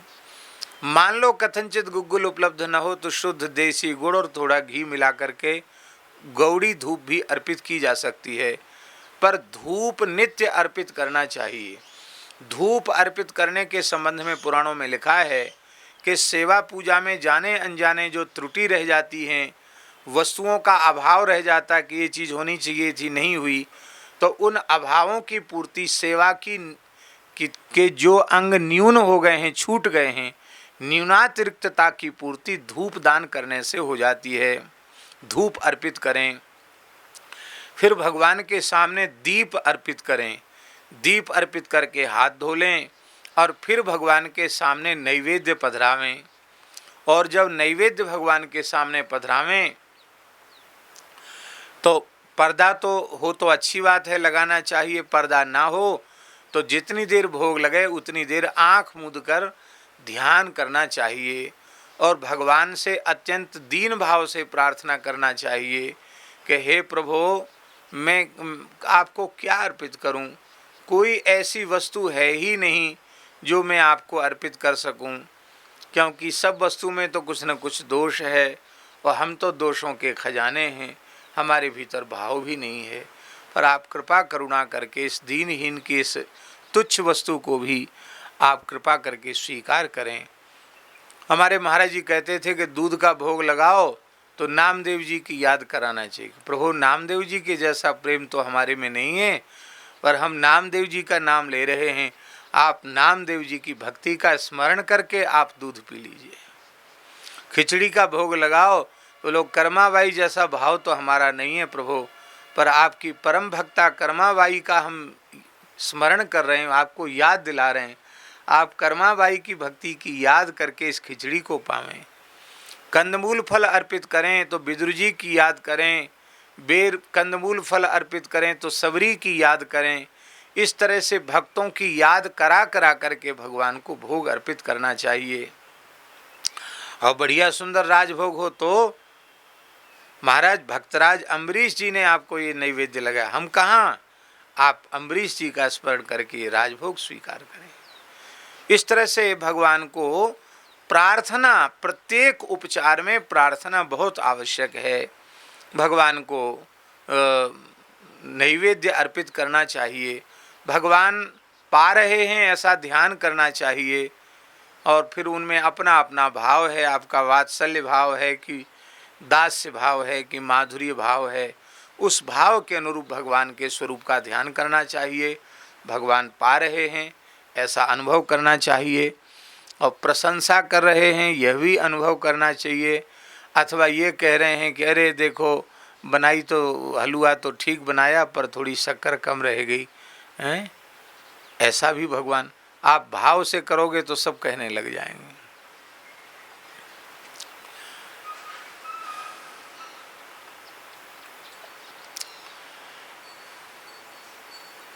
पतला सीरा बनाया बालकृष्ण प्रभु के लिए, पतला सीरा, पतला हलवा, तो ऐसा समझ लो कि 100-125 ग्राम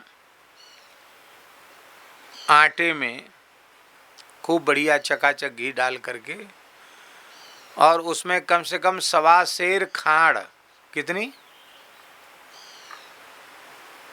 और हलवा कितना, 125 ग्राम, वो खांड कितनी, 1.25 सेर, पतला हलवा बनाया बढ़िया खूब घी डाल करके। सत्य घटना है श्रीनाथ जी की। गोसाई जी ने पूछा कि जय जय प्रभु सीरा कैसा बना, ठाकुर जी पा रहे थे, नवनीत प्रिय जी, बालकृष्ण लाल जी, तो उन्होंने थोड़ा नाक मुंह बिचकाते हुए कहा कि बने तो बहुत अच्छो है, आपको भाव बड़ो अच्छो है, पर या मैंने एक मीठो कमती रह गए हो। कितना मीठा होगा बोलो आप, हैं? बोले फिर भी मीठा कम रह गया। तब आज भी वहाँ पतला सीरा नित्य भोग लगाया जाता है, और एक पूड़ी रखी जाती है भगवान के सामने, जो पूरी दोनों तरफ शक्कर से लिपटी रहती है। ऐसा होती नहीं पका हुआ पुआ जैसा, जो ऊपर से शक्कर लिपटी रहती, क्या कहते उसको, ठोर कहते, क्या कहते, वो आज भी अर्पित किया जाता कि प्रभु कम शक्कर लगे तो इससे डुबो डुबो के पा लीजिए तो आपकी पूर्ति हो जाएगी। भगवान को शुगर उगर नहीं होता है, इसलिए नहीं होता कि दिन भर उनको खेलना कूदना है, गैया चराना है, नृत्य करना है, इतना काम करने वाले को शुगर कहाँ से होगा। ये तो जो पड़े रहते हैं, खाते रहते हैं, शरीर से काम नहीं करते, उनको सब बीमारी होती है। तो इसलिए ठाकुर जी को बढ़िया से बढ़िया नैवेद्य अर्पित करना चाहिए। अपनी बीमारी के नाम पर ठाकुर जी को स्वाद रहित भोग अर्पित नहीं करना चाहिए, भगवान को सुंदर भोग लगाना चाहिए। हम एक महान संत का स्मरण कर रहे हैं, यद्यपि उनकी निष्ठा अद्भुत है, उनकी नकल संभव नहीं है। परम श्रद्धेय प्रातस्मरणीय वात्सल्य रस के आचार्य पूज्य स्वामी श्री संत श्री गोपालाचार्य जी महाराज, अयोध्यानाथ मंदिर वाले महाराज जी, मेरे अपने विश्वास के अनुसार वे भगवत साक्षात्कार प्राप्त महापुरुष थे। सामान्य कोटि के महापुरुष नहीं थे, विशिष्ट कोटि के महापुरुष थे। और दास के ऊपर तो उनका बहुत अनुग्रह था, बड़ी कृपा थी। अत्यंत एकांत क्षण में भगवत माने विलक्षण विलक्षण भगवत अनुभूतियाँ उनके मुखारविंद से हमको सुनने का सौभाग्य मिला। उनके ठाकुर जी को हमने गीत गोविंद सुनाया, उस सुना के हमने कहा कि ठाकुर जी अपना कुछ अनुभव करावें, यही हमको दक्षिणा, बोले कोई दक्षिणा लेनी पड़ेगी। तो ठाकुर जी ने उनके अनुभव भी कराया दास को। ऐसे समर्थ महापुरुष थे, बहुत अच्छे संत थे। शरीर में उनके शुगर हो गई, शुगर भी बहुत भारी शुगर।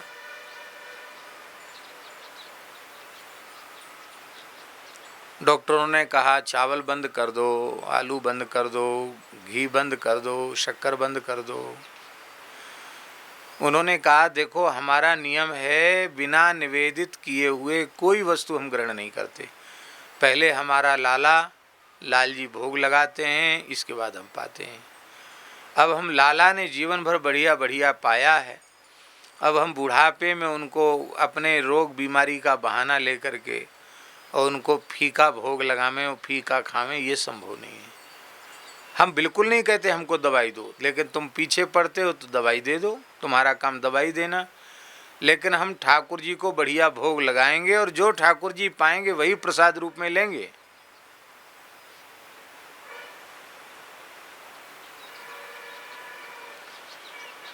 विदेहावस्था देखी हमने उनके शरीर में, जिसको देह में रहकर विदेहावस्था। केला भी पाते थे, क्या बोले हमारे लाल जी को केला बहुत प्रिय है, और शुगर वाले को केला कितना नुकसान करता है। आम नुकसान करता है, खूब बढ़िया बढ़िया मीठा मीठा आम भोग लगाते, सबको बांटते, स्वयं भी लेते, और बड़ी विलक्षण गति से उन्होंने भगवत धाम प्रयाण किया। तो भगवान को सुंदर नैवेद्य अर्पित करना चाहिए। अब हम लोगों में वैसा भाव नहीं है, लेकिन इसलिए भगवान का राजभोग हमारे यहाँ पुराने संतों में भी ऐसा है, योगेश्वर दास जी, कि मान लो किसी संत महंत के शरीर में कोई रोग बीमारी हो गई तो मंदिर का राजभोग नहीं बदला जाता है। हमारे शरीर में प्रतिकूलता है, हम अमुक चीज़ नहीं खा सकते, इसके लिए ये थोड़ी कि ठाकुर जी का भोग बदल दिया। ठाकुर जी तो जो पाएंगे वही पाएंगे। आपका है तो आप भगवान को भाव से निवेदित करके अपने बीमारी के अनुरूप जो कुछ आप खा सकते हैं वो आप खाइए। लेकिन भगवान का नैवेद्य तो भगवान के जैसा ही होना चाहिए, अत्यंत भाव से भगवान को निवेदित करना चाहिए।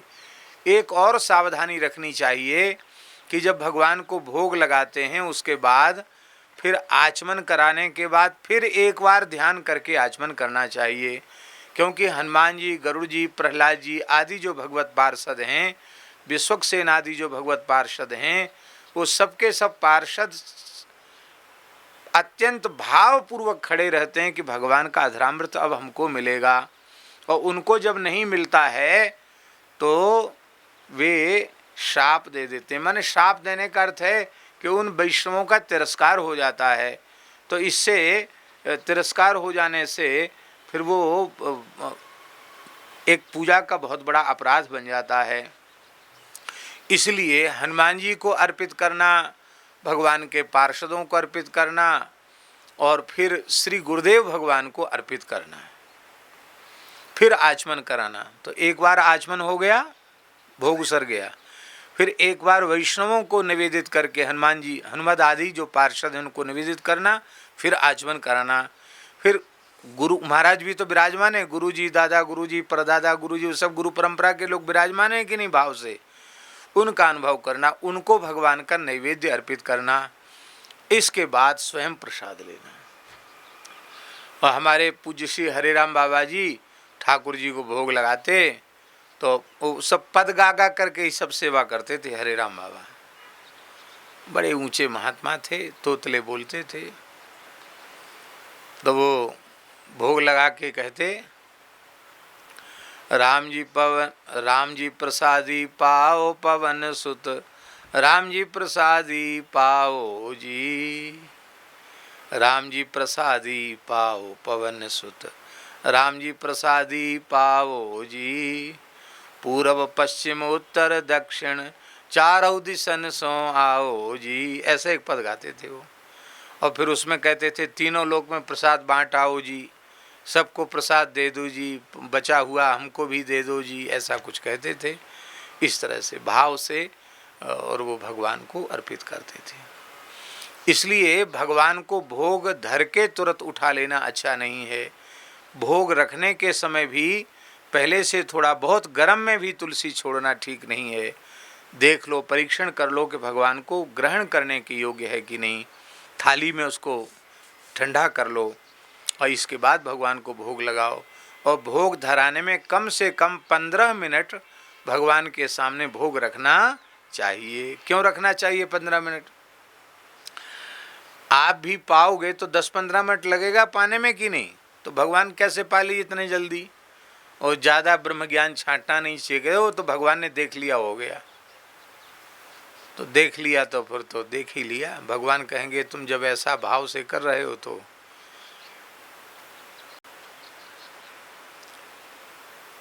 एक कोई लौकिक विवाह आदि था, तो उसमें गीत गाने के लिए माताएं आईं। तो उसमें गीत गाने वाली माताओं को कोमड़ी दी जाती थी। तो कोमड़ी उन्होंने ऐसी साधारण सी कोमड़ी दी। तो गाने वाली जो मैया थी ना, वो भी ब्याह के गीत ऐसी मरे मरे गले से गा रही थी। भाई ठीक से गाओ। तो उसने कहा जैसी तेरी कोमड़ी तैसे मेरे गीत। तेने जैसी कोमड़ी दी है वैसी हमारा गीत है। तो ठाकुर जी को भाव से अर्पित करोगे तो ठाकुर जी की तरफ से भी बढ़िया से मिलेगा, उसका कई कई गुना मिलेगा। और वहाँ तुम्हारे भाव नहीं है तो वो तो दुर्योधन के मेवा त्यागे और साग भी दुर्गर खाए। उनको कोई मेवा मिश्री थोड़ी प्रिय है, भगवान को भाव प्रिय है। तो इतना न हो सके तो वासुदेव प्रसादान्नम सर्वे गृह्णन्तु वैष्णवा। क्या? वासुदेव प्रसादान्नम सर्वे गृह्णन्तु वैष्णवा, अथवा श्री सीताराम प्रसादान्नम सर्वे गृह्णन्तु वैष्णवा। सभी वैष्णव भगवान का प्रसाद ग्रहण करें। इतना भी मान लो आपको याद न हो तो भक्तमाल ग्रंथ का एक 56 छंद है, बहुत प्यारा है। उसको सब लोगों को, भोग लगाने वालों को याद कर लेना चाहिए। अंकित जी आप याद कर लो, कम से कम भोग लगाते इसमें उसको बोल दिया करो। बहुत सुंदर है। हरि प्रसाद रस स्वाद के भक्त इते परमान। हरि प्रसाद रस स्वाद के भक्त इते परमान। हरि प्रसाद रस स्वाद के भक्त इते परमान। हरि प्रसाद रस स्वाद के भक्त इते परमान। इतने भक्त भगवान के प्रसाद रस के रसिक हैं। कौन कौन? इतने भक्त उपस्थित हो जाते जब भोग लगता ठाकुर जी को। कितने? सबसे पहला नाम है शंकर जी का। शंकर जी बड़े भारी प्रसादनिष्ठ हैं। शंकर शुक सनकादि कपिल नारद हनुमाना। शंकर शुक सनकादि कपिल नारद हनुमाना। विश्वक्सेन प्रहलाद बलिर भीषम जग जाना। विश्वक्सेन प्रहलाद बलिर भीषम जग जाना।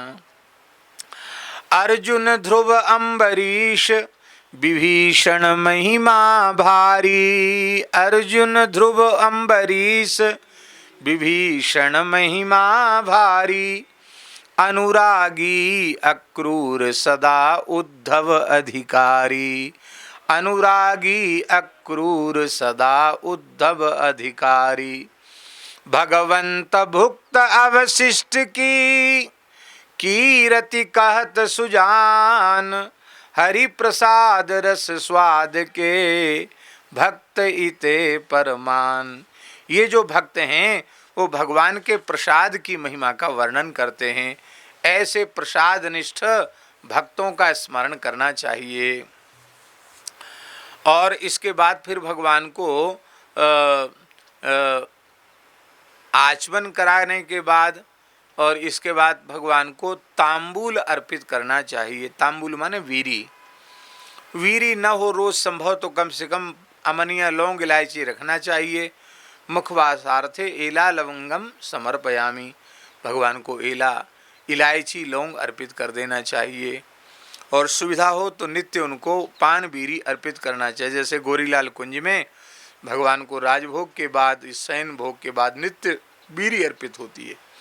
और सभी रसिक महात्मा जो प्रेम से भाव से सेवा करते हैं वहाँ कोई पान खाने का व्यसन नहीं है, लेकिन ठाकुर जी के भोग में नित्य बीरी जाएगी ही, जाना भी चाहिए।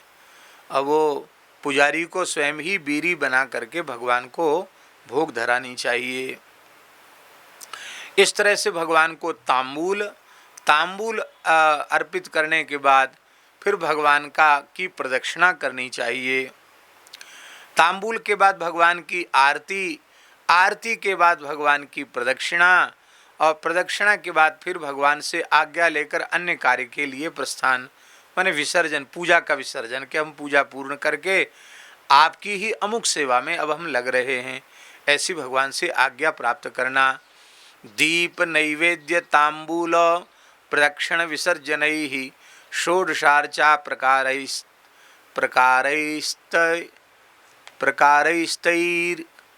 अर्चयेत् तमेतैरर्चयेत् सदा सुधीः षोडशार्चा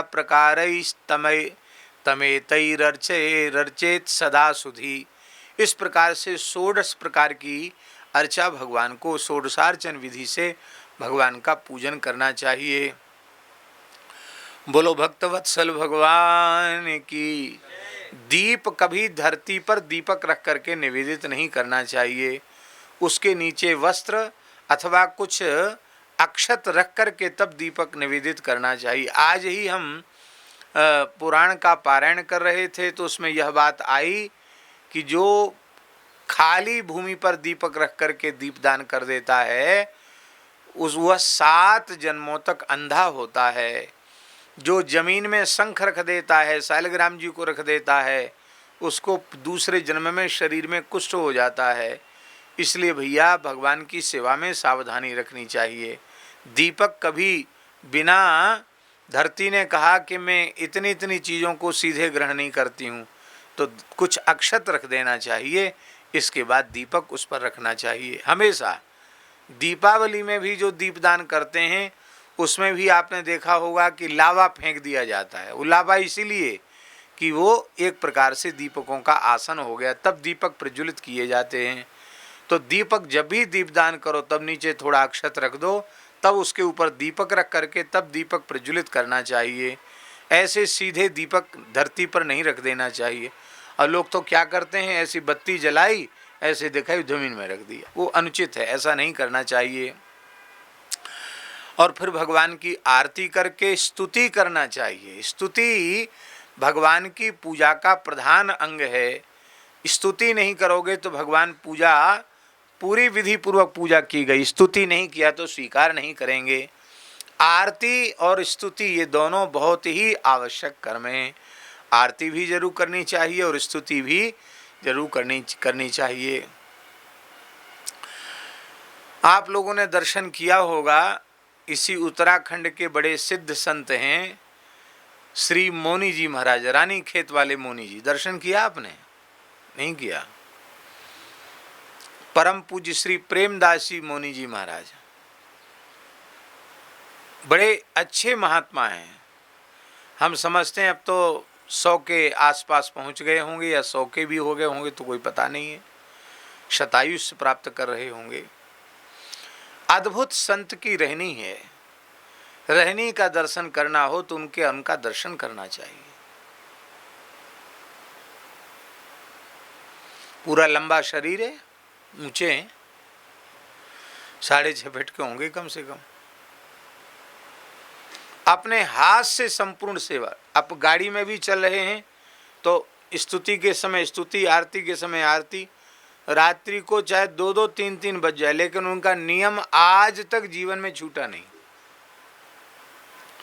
मौन तो रहते ही हैं, स्लेट पर छोटी सी लिखते हैं, बोलते हैं तो बहुत धीरे से मीठा थोड़ा सा बोलते हैं इशारे में। कोई नहीं समझता, नहीं लिख सकते तो धीरे से कुछ कह देंगे इशारे में। अद्भुत रहनी है। हमारे पूज्य खाकचौक वाले महाराज जी के प्रति उनका बड़ा भाव था।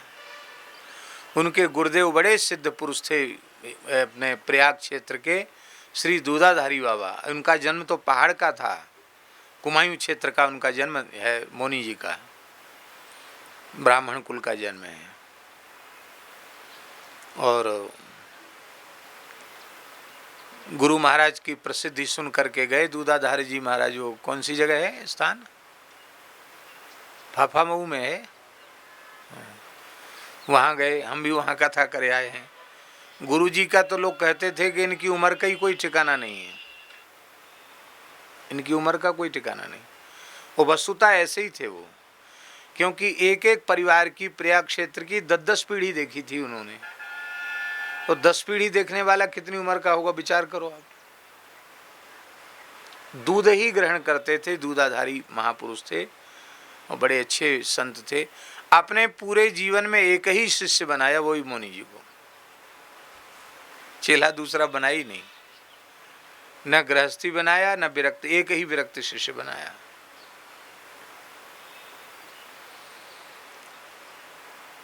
नेहरू के पिता भी उनका दर्शन करते थे, उनके भी पहले के लोग उनका दर्शन करते थे।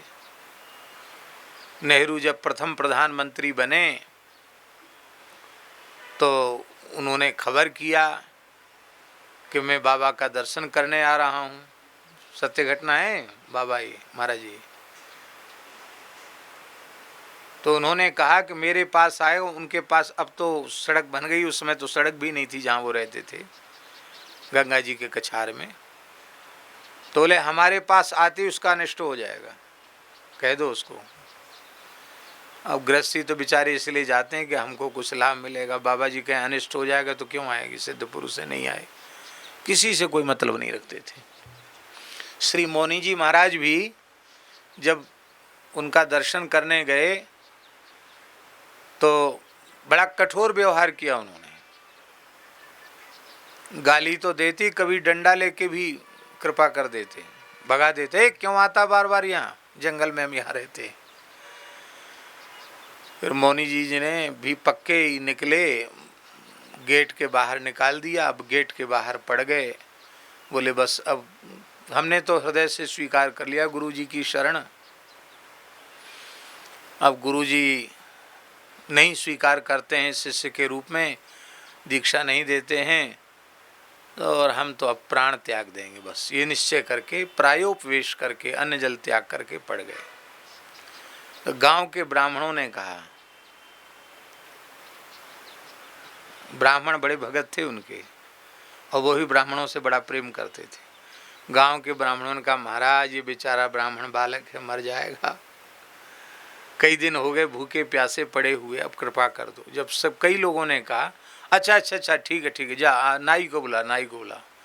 नाई को बुला के भद्र करा के गंगा नहा के आ, स्नान करके आया, तुरंत भेज दिया।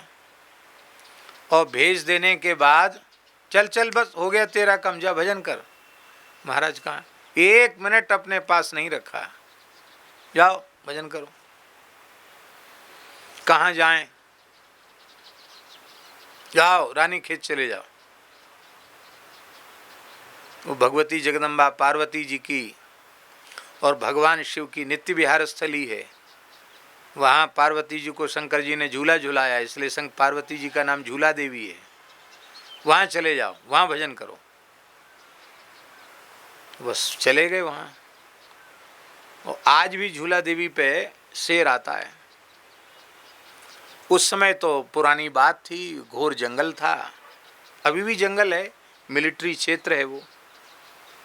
बाबा मौनी जी वहाँ रह गए, इस सत्य घटना भी वो संत हैं, वहाँ रह गए तो भजन की सुगंध तो फैलती ही है। तो वहाँ का जो मंदिर का पुजारी था उसको तो पूजा करने आता था, कभी सवेरे संध्या, कभी आ गया नहीं आया, जंगल है, मेला ठेला हो गया तो आ गया, नहीं तो आमदनी होती तो पुजारी आते, आमदनी न हो तो देवता से क्या लेना देना।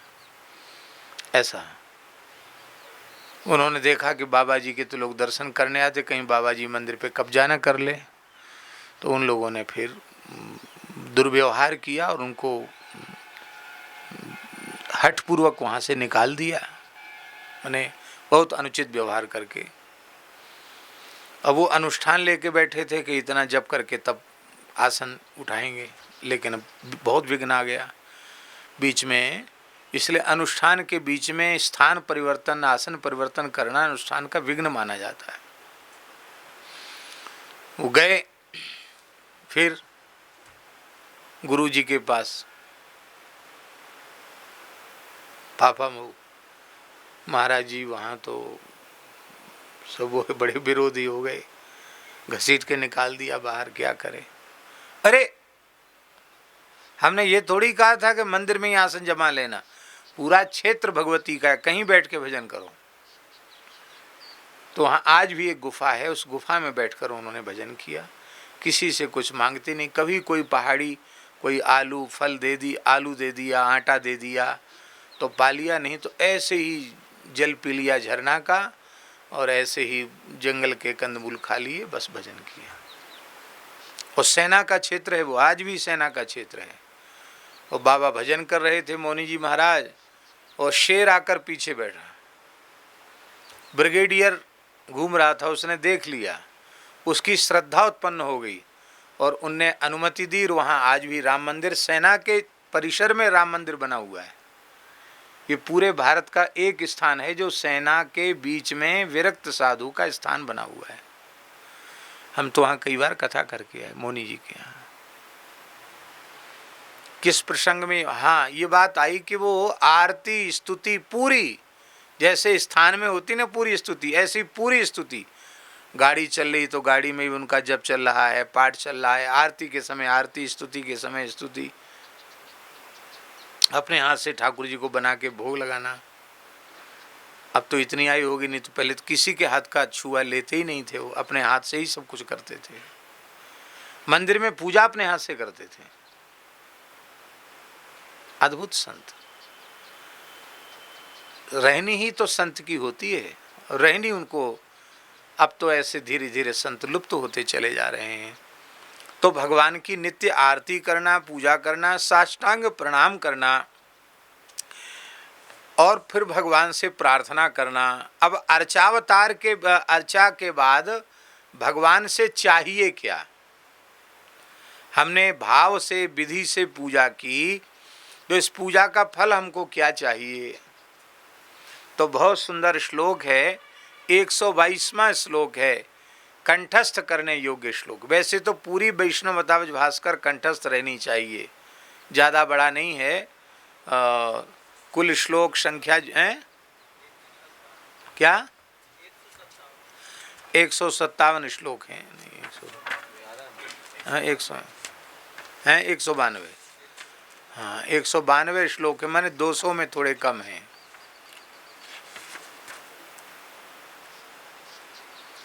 जब हमारे पास पे ग्रंथ ही है तो हम संदेह क्यों रहने दें।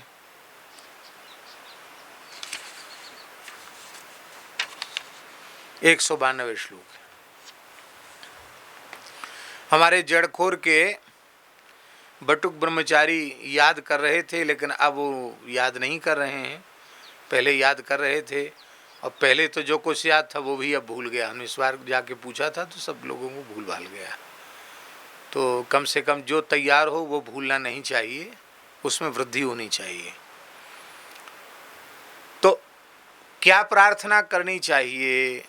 ये श्लोक भले ही पूरा ग्रंथ कंठस्थ करते न बने, तो भगवान की सेवा पूजा जो पधराए हुए हैं, सेवा पूजा करते हैं, उनको ये श्लोक तो जरूर बोलना चाहिए।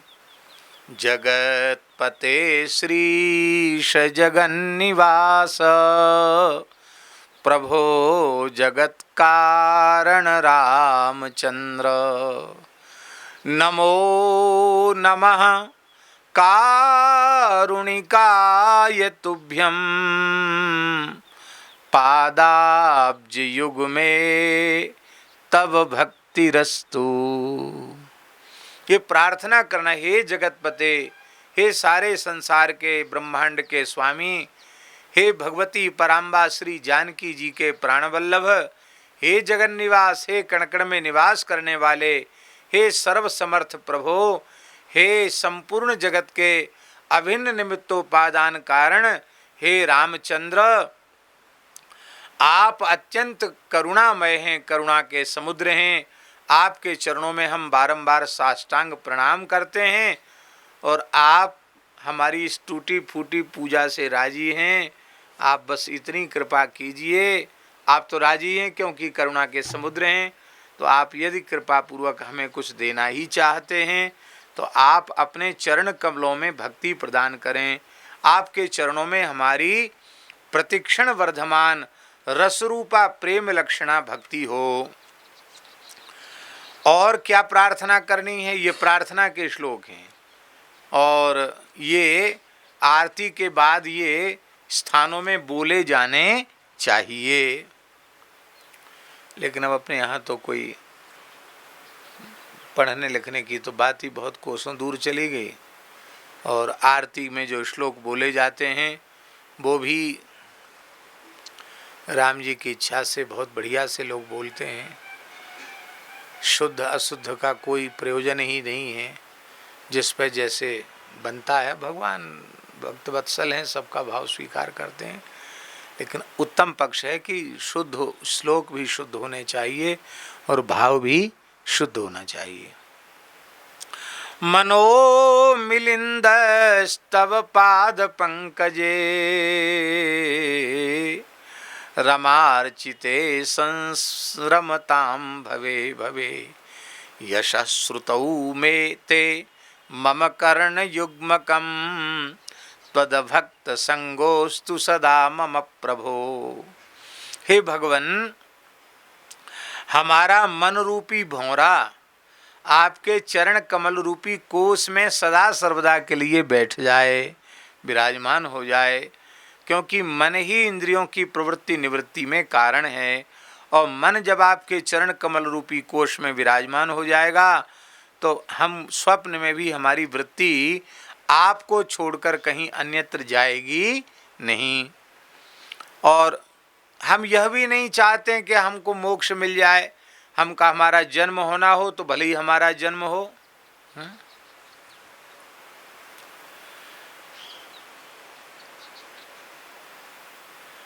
तुकाराम जी कहने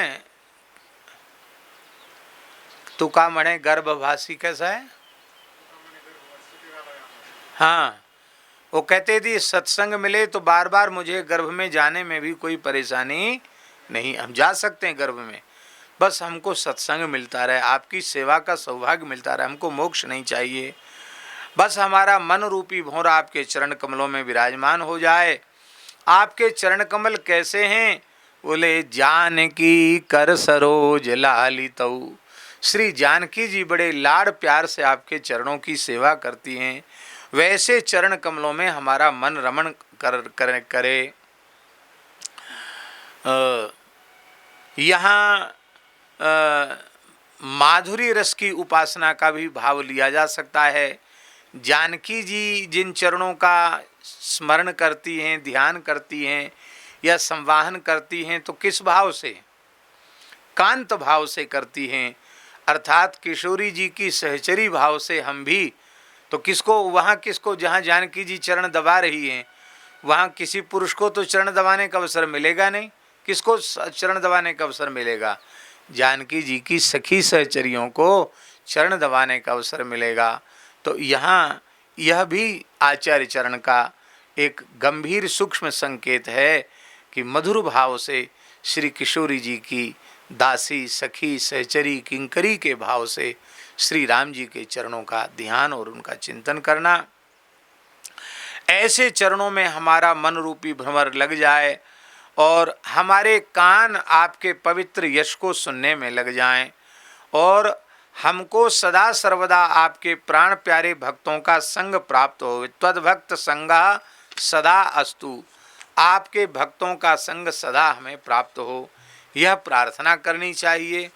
तो प्रार्थना के कितने 2 ही श्लोक हैं, ये 2 श्लोक जरूर याद कर लेने चाहिए और प्रार्थना में इनको भी जोड़ देना चाहिए। अब हमारे यहाँ समस्या ये है कि अलग से कुछ जोड़ दो तो फिर सब लोग हल्ला मचाने लग जाते कि इन्होंने तो अलग पंथ जैसा चला दिया। लेकिन ये सब जो चीज़ें हैं आचार्यों की, जो हमारे आचार्य ही स्वयं आज्ञा कर रहे हैं कि इस प्रकार से करना चाहिए, तो उनकी आज्ञा हम सबको मानना चाहिए। इसके बाद भगवान को साष्टांग दंडवत करना चाहिए। क्या करना चाहिए? साष्टांग दंडवत करना चाहिए।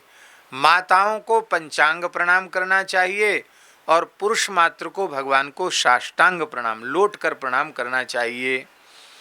अब उसमें ये बात है कि किसी को शरीर में कोई तकलीफ है, व्याधि है और वो झुक नहीं सकता, साष्टांग प्रणाम करने की स्थिति में नहीं है, तो मानसिक साष्टांग प्रणाम कर ले, किंतु साष्टांग प्रणाम पुरुष मात्र को करना चाहिए।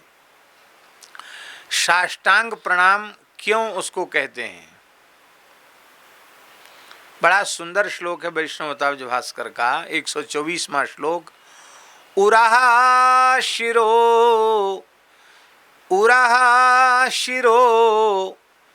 दृष्टि मनोवचः पदद्वय प्रराजत कर युग्म जानुना श्रद्धायुतम युतस्तं प्रणमेन्महीतले दीर्घं कृति सत्कृतधीश्च दंडवत्।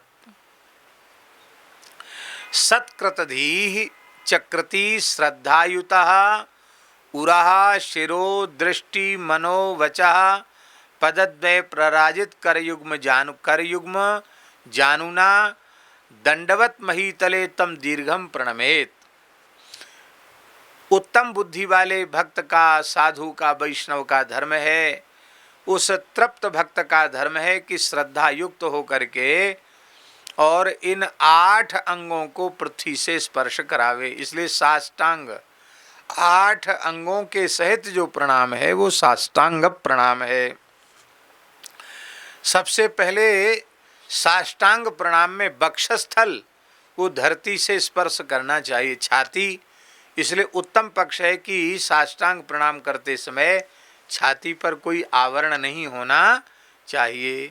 अभी दक्षिण गए थे, देखा उन्होंने सब वस्त्र हटा करके प्रणाम किया, वह आवरण नहीं होना चाहिए।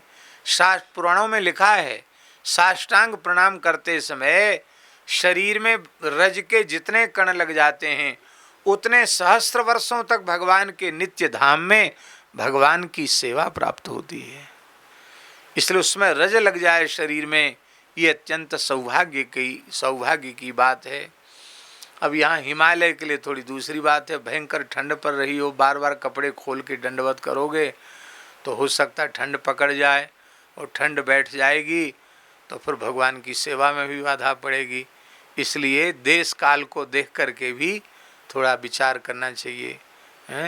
अब मैदानी दक्षिण भारत में तो वहाँ गर्मी पड़ती है तो सब खुले रहते हैं, और यहाँ सब खुले रह के करेंगे तो उनको तो ठंड बैठ जाएगी कि नहीं बैठ जाएगी, शरीर में बात का असर हो जाएगा। इसलिए विवेक पूर्वक करना चाहिए। और फिर महात्मा लोग जिनको अभ्यास हो जाता है वो ऐसे ही रहते। देखो सामने संत जी बैठे हैं हमारे, यहाँ ठंड में भी थे, ऐसे ही थे, उघारे पुघारे, भयंकर ठंड में भी संत दासी ऐसे ही थे। और अभी उत्तरकाशी जब आपके साथ गए थे, लौट के आए, तो उस समय ठंड रात को खूब बढ़ गई थी, पर 5 गोता गंगा जी में लगा के आए रात को। तो अब नकल तो सबकी नहीं हो सकती है, कहते नकल हमेशा होती पर बराबरी कभी नहीं, तो नकल भी नहीं करना चाहिए। अब उनका शरीर भगवान ने ऐसा बनाया है तो ठीक है, अब उनकी नकल तो हर आदमी तो नहीं करेगा, उसको तो तकलीफ हो सकती है। तो शरीर की जैसी स्थिति हो उसके अनुसार दंडवत प्रणाम। तो वक्षस्थल, मस्तक का स्पर्श होना चाहिए। दृष्टि, प्रणाम करते समय दृष्टि को देख कर के भगवान को दृष्टि से भी प्रणाम करना, मन से भी प्रणाम करना, वाणी से भी प्रणाम करना। दोनों पैर और आगे की ओर बढ़े हुए दोनों हाथ और घुटना, ये सब लगाकर दंडवत करना चाहिए। जो यहाँ मध्य का, नाभि से नीचे के मध्य का भाग जो है, इंद्रिय का जो भाग है, वो भाग भूमि से स्पर्श नहीं होना चाहिए, उसको थोड़ा सा ऊपर उठा कर रखना चाहिए। इसलिए सब अंग आए लेकिन छाती ही आई और घुटने आए, इस प्रकार से लौट कर प्रणाम करना चाहिए।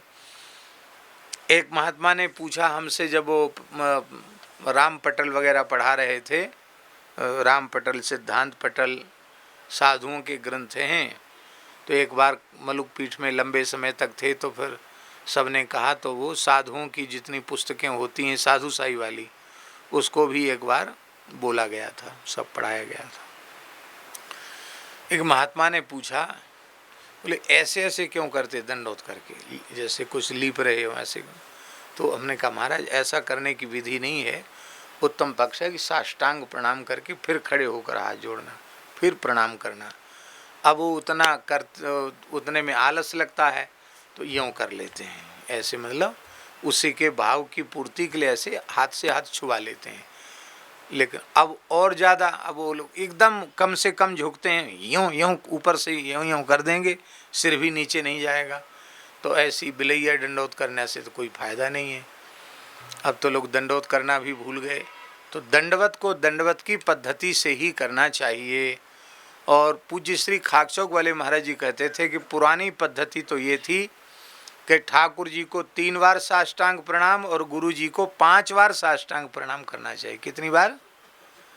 क्योंकि मोते अधिक गुरु जी जानी, भगवान स्वयं कह रहे हैं कि हमसे अधिक जो गुरु जी को जानते हैं अर्थात स्वीकार करते हैं, वो मुझे प्राणों से भी अधिक प्रिय हैं। तो इसलिए पुरानी परंपरा है, ठाकुर जी को 3 बार साष्टांग प्रणाम और गुरु जी को कितनी बार? 5 बार साष्टांग प्रणाम। सबसे बढ़िया फायदा यह है कि बार बार दंडोत साष्टांग प्रणाम करोगे तो अलग से आसन व्यायाम नहीं करना पड़ेगा। दिन में इतनी दंडोत हो जाएंगी, गौ माता को दंडोत, तुलसी जी को दंडोत, पीपल को दंडवत और गुरु जी को दंडोत, फिर संतों को दंडवत। कितनी दंडोतन के ढेर हैं।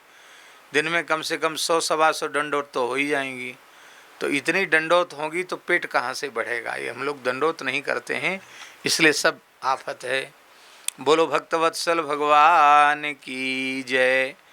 प्रसार्य बाहु चरणौ चसांजलि, भुजाओं को फैला करके हाथ जोड़ करके स्तवै स्तुवन्यश्च नमेद रघुत्तमम, स्तुति जैसे राम रक्षा स्तोत्र है या रामस्तव राज आदि जो पौराणिक स्तोत्र हैं उनके द्वारा स्तुति करके भगवान को प्रणाम करे।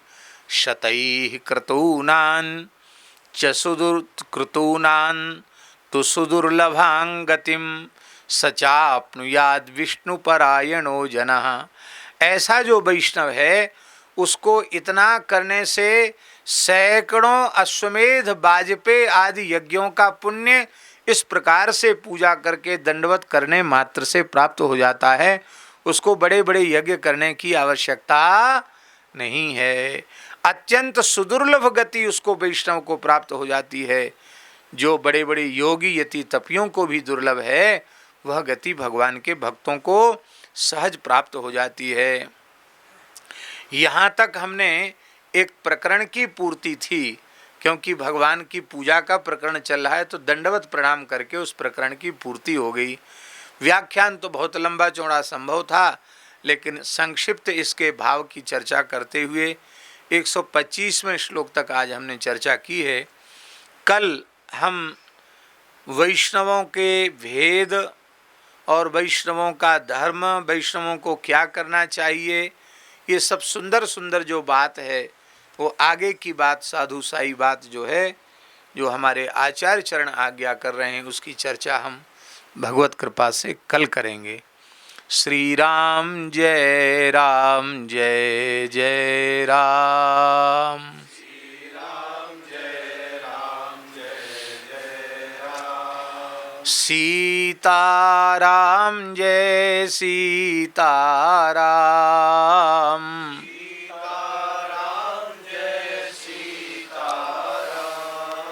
राधे श्याम जय राधे श्याम।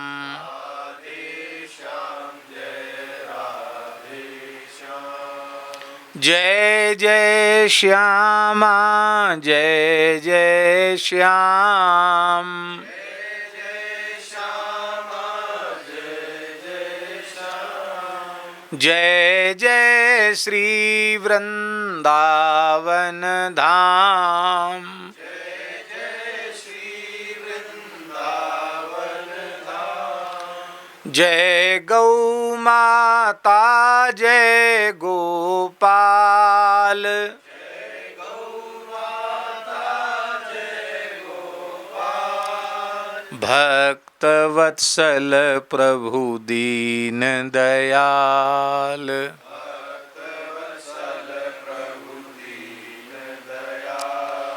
श्री राम जय जय राम।